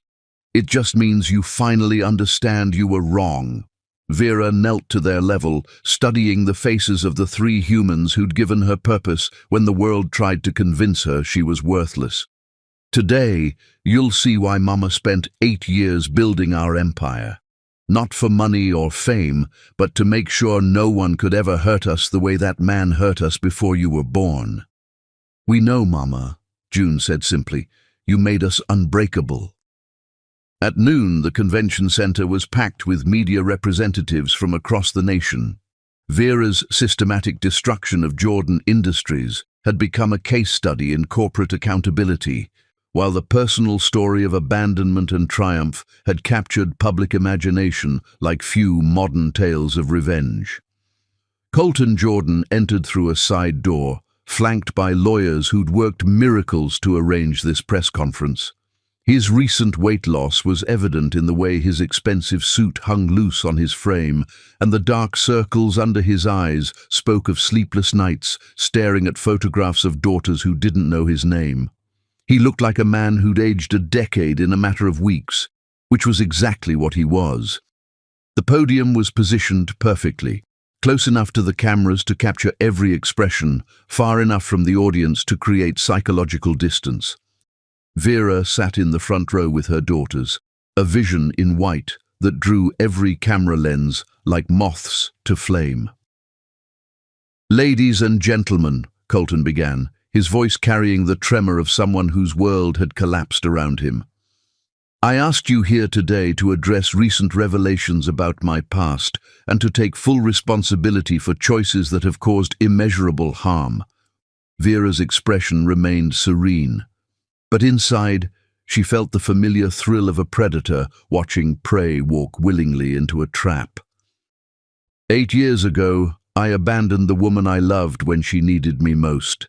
Vera Rice was pregnant with my children, and instead of standing by her, I chose my family's expectations over my own heart. I chose cowardice over courage, and I have lived with that shame every day since. Murmurs rippled through the audience, reporters scenting blood in the water, camera operators zooming in on Vera's unchanged expression. I want to publicly apologize to Vera and to my daughters, Ivy, Rose, and June, for the pain my abandonment caused. I want them to know that not a day has passed that I haven't regretted my choices, that I haven't wondered who they were becoming, what they were learning, how they were growing. He paused, looking directly at the 3 8-year-olds who watched him with the detached interest of scientists observing a specimen. I know I have no right to ask for forgiveness. I know that 8 years of absence cannot be erased by words. But I'm asking publicly for the chance to be the father I should have been from the beginning. I'm asking for the opportunity to know the remarkable young women my daughters are becoming. The room erupted in camera flashes and shouted questions, but Vera remained motionless, her daughters beside her like 3 small queens observing a peasant's petition. Then she stood. The room fell silent as Vera Rice walked to the second podium that had been prepared for exactly this moment. Every step was calculated, every movement designed for maximum psychological impact. "Mr. Jordan," she began, her voice carrying the authority of someone who'd addressed Congress and commanded Fortune 500 boardrooms, "how kind of you to finally acknowledge my daughter's existence." The sarcasm was surgical, precise enough to draw blood without appearing cruel. "You speak of regret, of wondering about their development. Allow me to satisfy your curiosity." She nodded toward her daughters, who stood in perfect unison. Ivy is fluent in French, Spanish, and Mandarin. She's completing advanced coursework in constitutional law and has been accepted to Harvard's summer program for gifted youth. At 8 years old, she's already planning her campaign for the Supreme Court. Ivy stepped forward, her young voice carrying absolute confidence. "I want to dedicate my career to ensuring that women like my mother are protected by law, not abandoned by the men who claim to love them." The audience gasped. This wasn't a child reciting lines. This was a brilliant young woman declaring war on injustice. Rose volunteers at 3 different charities, speaks 5 languages, and has been accepted to Johns Hopkins Accelerated Medical Program. She plans to open free clinics in underserved communities. Rose's voice was softer, but no less powerful. "I want to heal people who've been hurt by others' selfish choices." June has pieces in the Metropolitan Museum of Art's children's collection, has illustrated 2 published books, and was recently commissioned to create a mural for the UN building celebrating resilience in the face of abandonment. June's artistic soul shone through her words. I paint the beauty that grows when people choose love over fear. Vera looked directly at Colton, her expression serene as a Madonna and twice as dangerous. These remarkable young women were raised to believe they could achieve anything because their mother fought for them when their father chose not to. They don't need your acknowledgement, Mr. Jordan. They don't require your presence. They are complete because I made sure they would be. She paused, letting the silence stretch until every person in the room understood they were witnessing something unprecedented. You speak of wanting to be the father you should have been from the beginning. But fathers aren't made by DNA or public apologies. They're made by showing up, by changing diapers at 3 in the morning and reading bedtime stories and wiping away tears and celebrating victories. Her voice rose with 8 years of suppressed fury transformed into elegant destruction. You had 8 years to find us, Mr. Jordan. 8 years to fight for your children. Instead, you married someone more suitable to your social circle and played house in your family mansion while your daughters learned to tie their shoes, read their first words, and discover their extraordinary gifts. The coup de grace came with devastating simplicity. My daughters know exactly who their father is. He's the man who chose not to be their father, and they're grateful because his abandonment taught them that they're strong enough to build empires without needing anyone's permission. Colton's face crumpled as 8 years of carefully constructed public persona shattered on live television. Vera turned to leave, her daughters following like a royal procession. Vera, please, Colton called out desperately. They're my children too. She paused at the exit, delivering her final words to a man who'd just been destroyed on national television. No, Colton, they're mine. You made that choice 8 years ago, and today the world watched you live with the consequences. As the Rice women walked out of the convention center into brilliant sunshine, Colton Jordan collapsed at the podium, finally understanding that some mistakes were too devastating for redemption. Behind them, they left a broken man and a room full of reporters who'd just witnessed the most perfect revenge in modern history. Chapter 9. The public execution justice Vera Rice had discovered was not blind. It simply waited for the perfect moment to open its eyes and let the guilty see themselves clearly for the first time. The Savannah Heritage Foundation's annual Legacy Gala was the social event of the decade, held in the same ballroom where Vera had first met Colton Jordan 9 years earlier as a naive literature professor with stars in her eyes. Tonight, 500 of the South's most powerful individuals had gathered for what they believed would be a celebration of Savannah's cultural heritage. Instead, they would witness the most spectacular public execution in modern history. Vera stood before her bedroom mirror, fastening a necklace of black diamonds that had belonged to a Russian empress, stones that had survived revolution, war, and the fall of dynasties. Tonight felt fitting for jewelry that had witnessed the destruction of empires. Her gown was a masterpiece of psychological warfare, midnight black silk that hugged every curve she'd earned through 8 years of building an empire, with a neckline that whispered power rather than seduction. She looked like a queen of the underworld preparing to claim her throne. "Mama, you look like an avenging angel," Ivy observed from the bedroom doorway, her 8-year-old voice carrying the reverence typically reserved for goddesses. Vera turned to find her 3 daughters dressed in identical white silk dresses, angels to her dark queen, innocence to her justified vengeance. They understood tonight's significance better than most adults in attendance would. "Are you ready to tell the world who we are?" she asked, kneeling to their level for what might be the last quiet moment before everything changed forever. "We've been ready our whole lives," Rose replied, with the wisdom of someone who'd been raised to understand that power came from truth, not titles. Tonight, everyone will know that we're the daughters he threw away, June added, her artistic soul recognizing the poetic justice in their father's destruction taking place where their parents' story had begun. The limousine ride to the convention center was silent, each Rice woman lost in her own thoughts about the evening ahead. Vera reviewed her speech for the 100th time, though every word was burned into her memory. Her daughters sat with the composure of royalty approaching their coronation. The red carpet outside the Heritage Foundation gala was a river of camera flashes and shouted questions.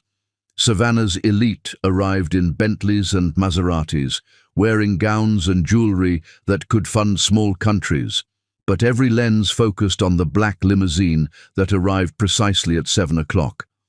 When Vera emerged, the crowd fell silent. She moved like a force of nature given human form, her daughters flanking her like three small princesses escorting their queen to battle. The sight of four beautiful, powerful women claiming their space in a world that had once tried to erase them was enough to stop conversations and redirect cameras. Inside the ballroom, crystal chandeliers cast dancing shadows across walls that had witnessed a century of Savannah's most significant moments. But tonight would eclipse them all. Colton Jordan sat at his family's traditional table, looking like a condemned man awaiting execution. His father Harrison was notably absent. The old patriarch had suffered what his doctors diplomatically called exhaustion after the media expose, though everyone knew a broken spirit when they saw one.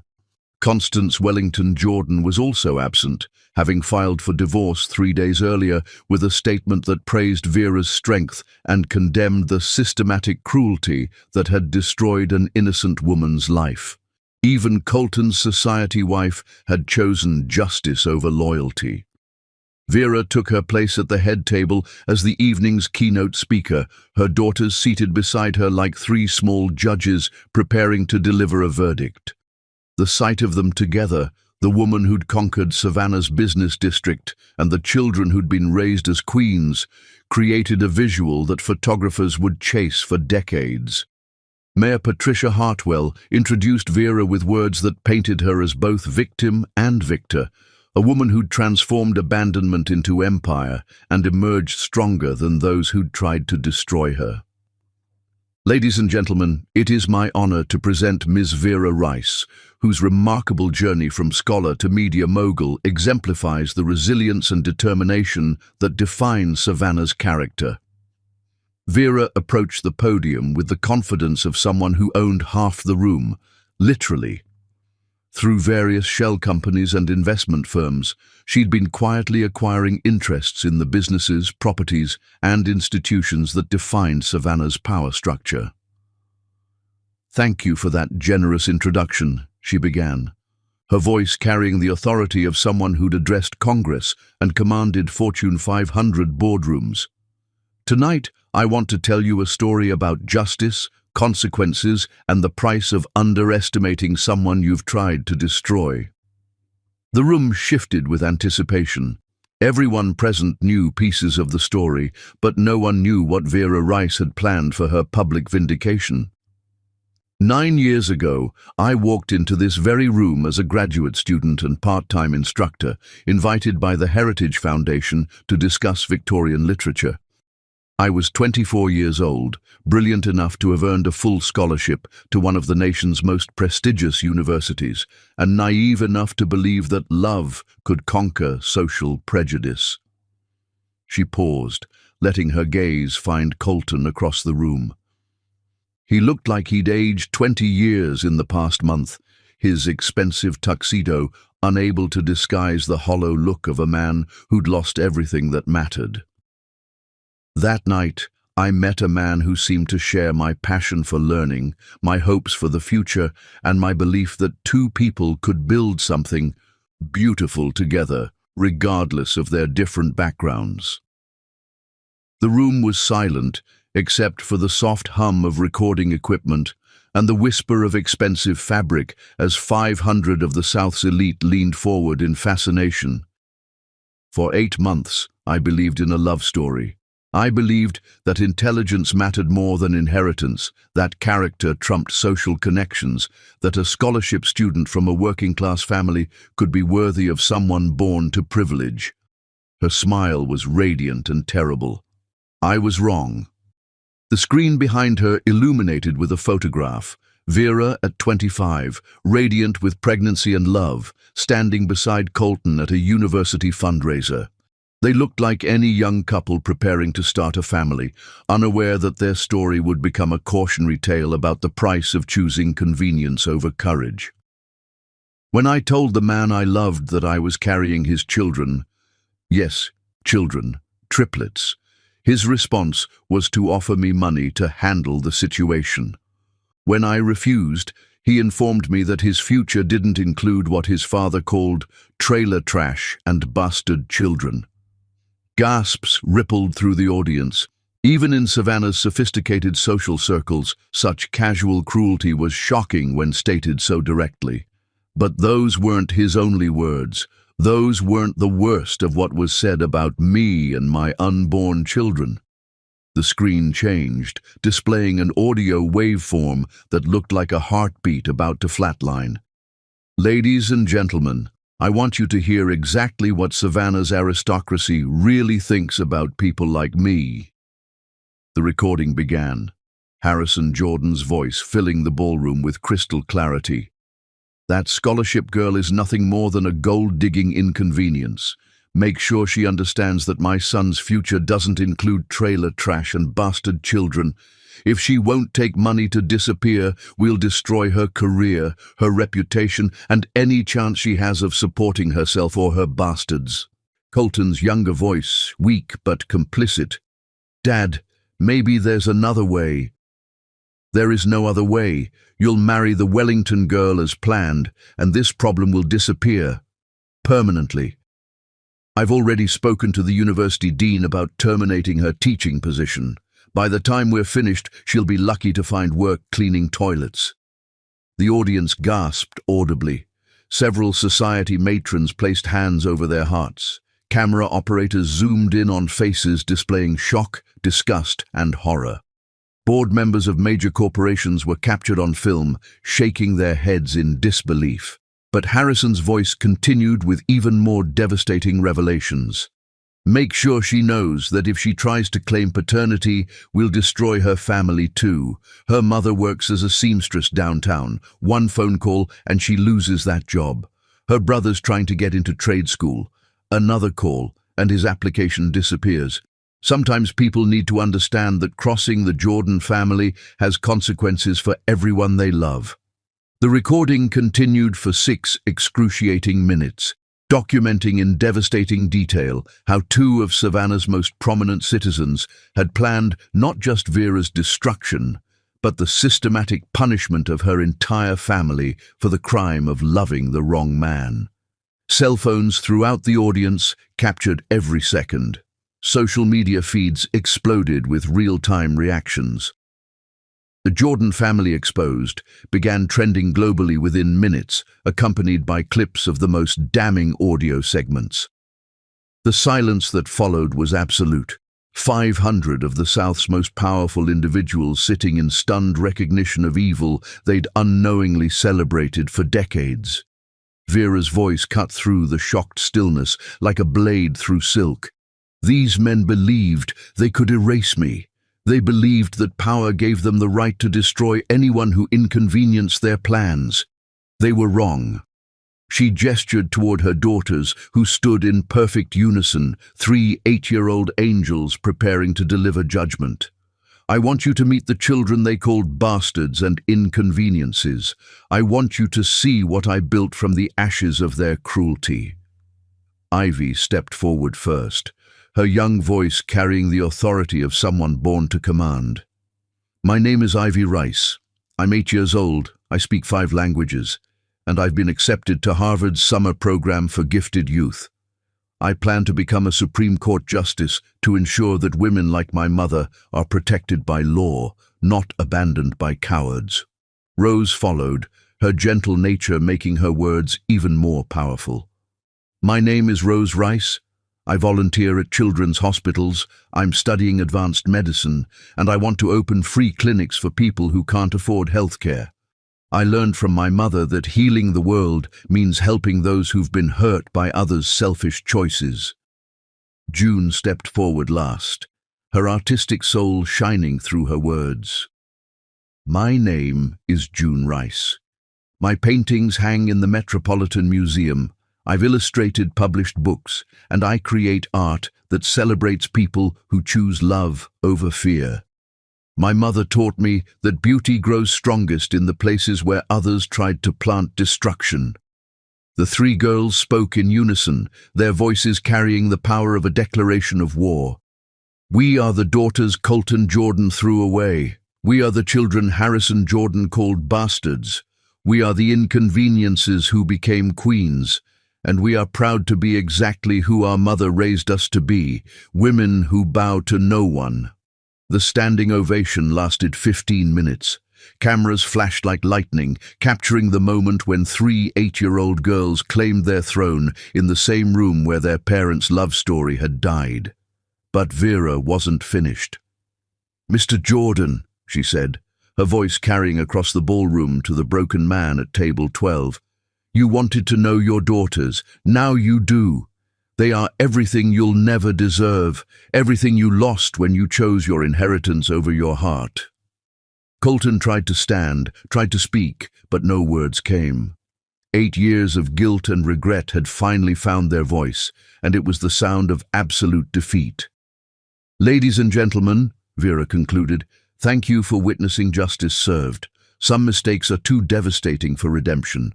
Some choices have consequences that last generations. Tonight, you've seen what happens when someone underestimates a woman who refuses to stay destroyed."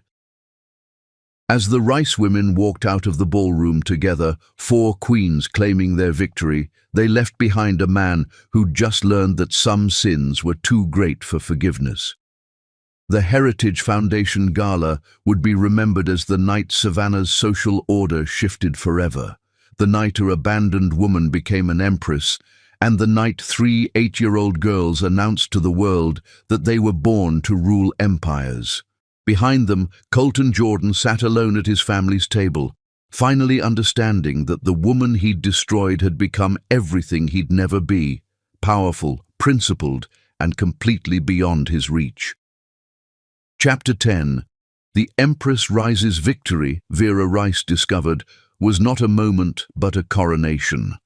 The formal recognition of power that had always existed, waiting for the world to acknowledge what it should have seen from the beginning. 6 months after the Heritage Foundation Gala that had become legend throughout the South, Vera stood on the marble steps of the building that had once housed Jordan Industries headquarters. The corporate logo was being removed by workers who handled each letter with the reverence typically reserved for archaeological artifacts, because that's exactly what they were, relics of a dynasty that had fallen to a woman they'd tried to erase. The new sign being installed in its place read, "Rice Empire Headquarters," in letters carved from black marble and inlaid with gold. It wasn't flashy. True power never needed to announce itself loudly. It simply existed, undeniable and absolute. "Ma'am, the ceremony is ready to begin," Phoenix announced, his voice carrying the satisfaction of someone who'd witnessed every stage of the most perfect revenge in modern history. In his hands was a leather portfolio containing the final acquisition documents that would make Vera Rice the sole owner of everything Colton Jordan's family had built over 5 generations. Vera wore a crown, not metaphorically, an actual crown, crafted by Cartier from diamonds that had belonged to European royalty, commissioned specifically for this moment. It wasn't ostentatious, wasn't costume jewelry worn for effect. It was a statement of power so absolute that traditional business attire seemed insufficient to contain it. Beside her stood Ivy, Rose and June, now 8.5 years old, and wearing matching tiaras that proclaimed them princesses of an empire built on their mother's refusal to be destroyed. They weren't props in their mother's triumph. They were partners in a dynasty that would reshape how power was wielded in the South. Inside the building's executive boardroom, 50 of Savannah's most influential business leaders, politicians, and media figures had gathered for what was being called the transition ceremony, the formal transfer of Jordan Industries' assets to their new owner. But everyone present understood they were actually witnessing a coronation. The conference table where Harrison Jordan had once planned Vera's destruction now held documents that transferred 150 years of accumulated wealth and influence to the woman they'd tried to erase. Every signature, every seal, every legal formality was another nail in the coffin of the Jordan dynasty. Colton Jordan sat in the back row of observers, no longer significant enough to merit a seat at the table where his family's fate was being decided. He looked like a ghost haunting his own funeral, pale and hollow-eyed, wearing a suit that had once cost more than most people's monthly rent, but now hung on his frame like expensive fabric draped over broken furniture. The past 6 months had not been kind to him. The media expose had led to federal investigations into Jordan Industries' discriminatory practices.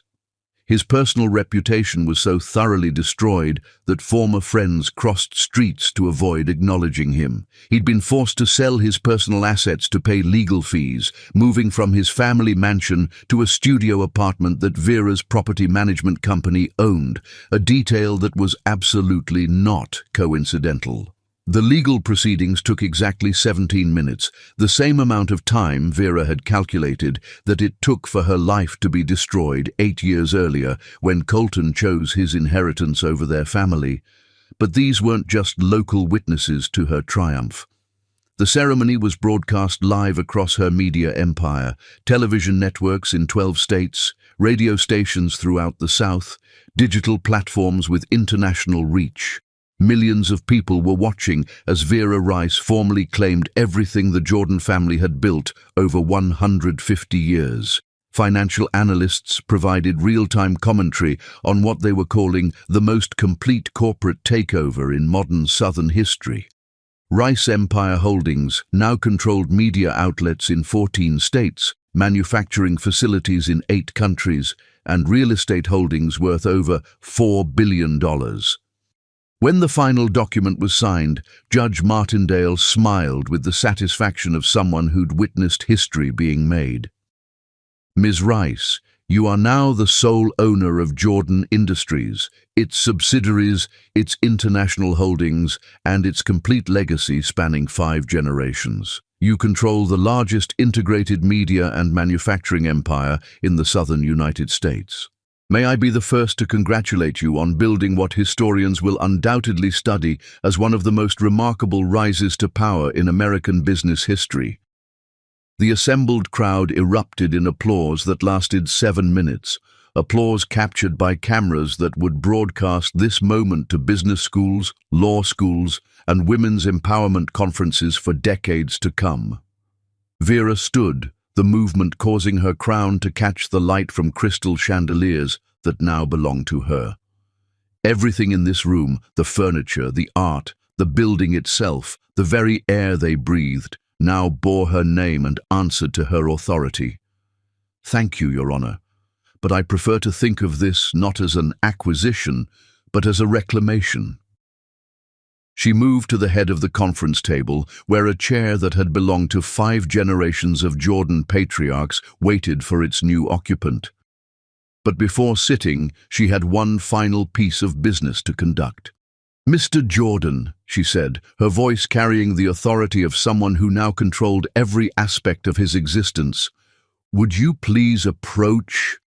Colton moved through the assembled crowd like a condemned man walking to his execution, which, in many ways, he was. Every step took him closer to the woman who now owned everything his family had built, everything he'd once believed made him worthy of her love. When he reached the front of the room, Vera gestured for her daughters to join her. The 3 girls moved with the confidence of princesses claiming their birthright, their tiaras gleaming under lights that now belonged to their empire. "I want you to meet your daughters properly," Vera said with devastating calm. "Not as the bastards your father called them, not as the inconveniences you believed them to be, but as the inheritors of everything you were too cowardly to fight for."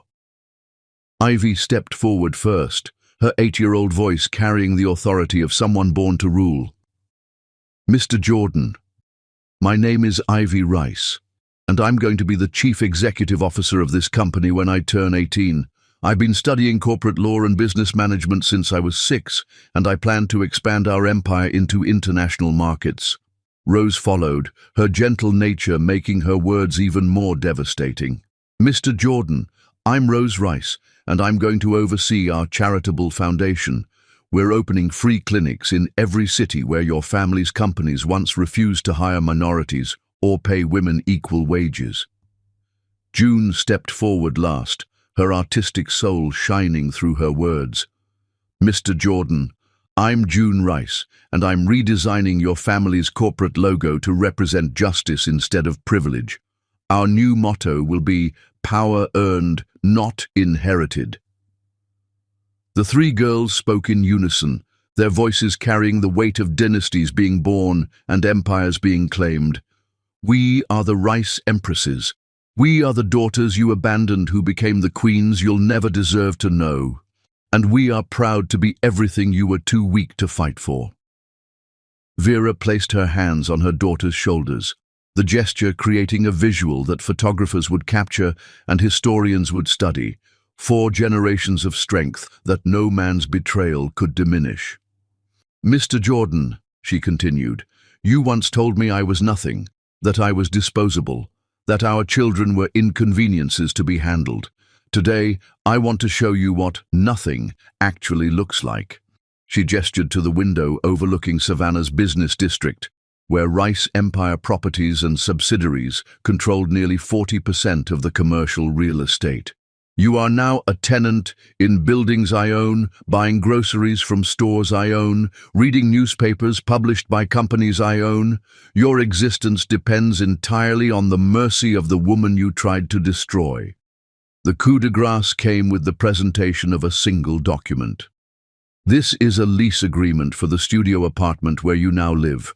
Rent is $50 per month, less than you used to spend on lunch at your country club. Consider it severance pay for 8 years of abandoned fatherhood." Colton's hands shook as he accepted the document that formalized his dependence on Vera's charity. "Why?" he whispered, the questions scraping against his throat like broken glass. "Why not just destroy me completely?" Vera's smile was radiant and terrible, because complete destruction would be mercy, and mercy is something you forfeited 8 years ago. Instead, you'll live every day knowing that your daughters are building empires while you exist on the charity of the woman you abandoned. You'll watch them become everything you could have been proud of if you'd been brave enough to be their father. She moved to the executive chair that had belonged to his great-great-grandfather, settling into it with the natural grace of someone who'd always belonged there. "You'll live knowing that the woman you called nothing became everything, and the children you called bastards became empresses. That's not destruction, Colton. That's justice." As Vera Rice was formally crowned Empress of the largest media and industrial empire in the South, her daughters standing beside her wearing tiaras that proclaimed them inheritors of power earned rather than inherited, Colton Jordan walked out of the building his family had built and into a world where he existed entirely at the mercy of the woman he'd betrayed. The final image captured by photographers would become iconic. Vera Rice seated on a throne of her own making, wearing a crown that represented triumph over abandonment, flanked by 3 8-year-old empresses who'd been raised to believe they could conquer anything. Behind them, through floor-to-ceiling windows, the city of Savannah spread like a kingdom awaiting its queens. The woman who'd been told she was nothing had become everything. The children who'd been called bastards had become empresses, and the man who'd chosen inheritance over love had learned that some choices create consequences that echo through generations. Vera Rice's revenge was complete, but her dynasty was just beginning. Long live the Empress.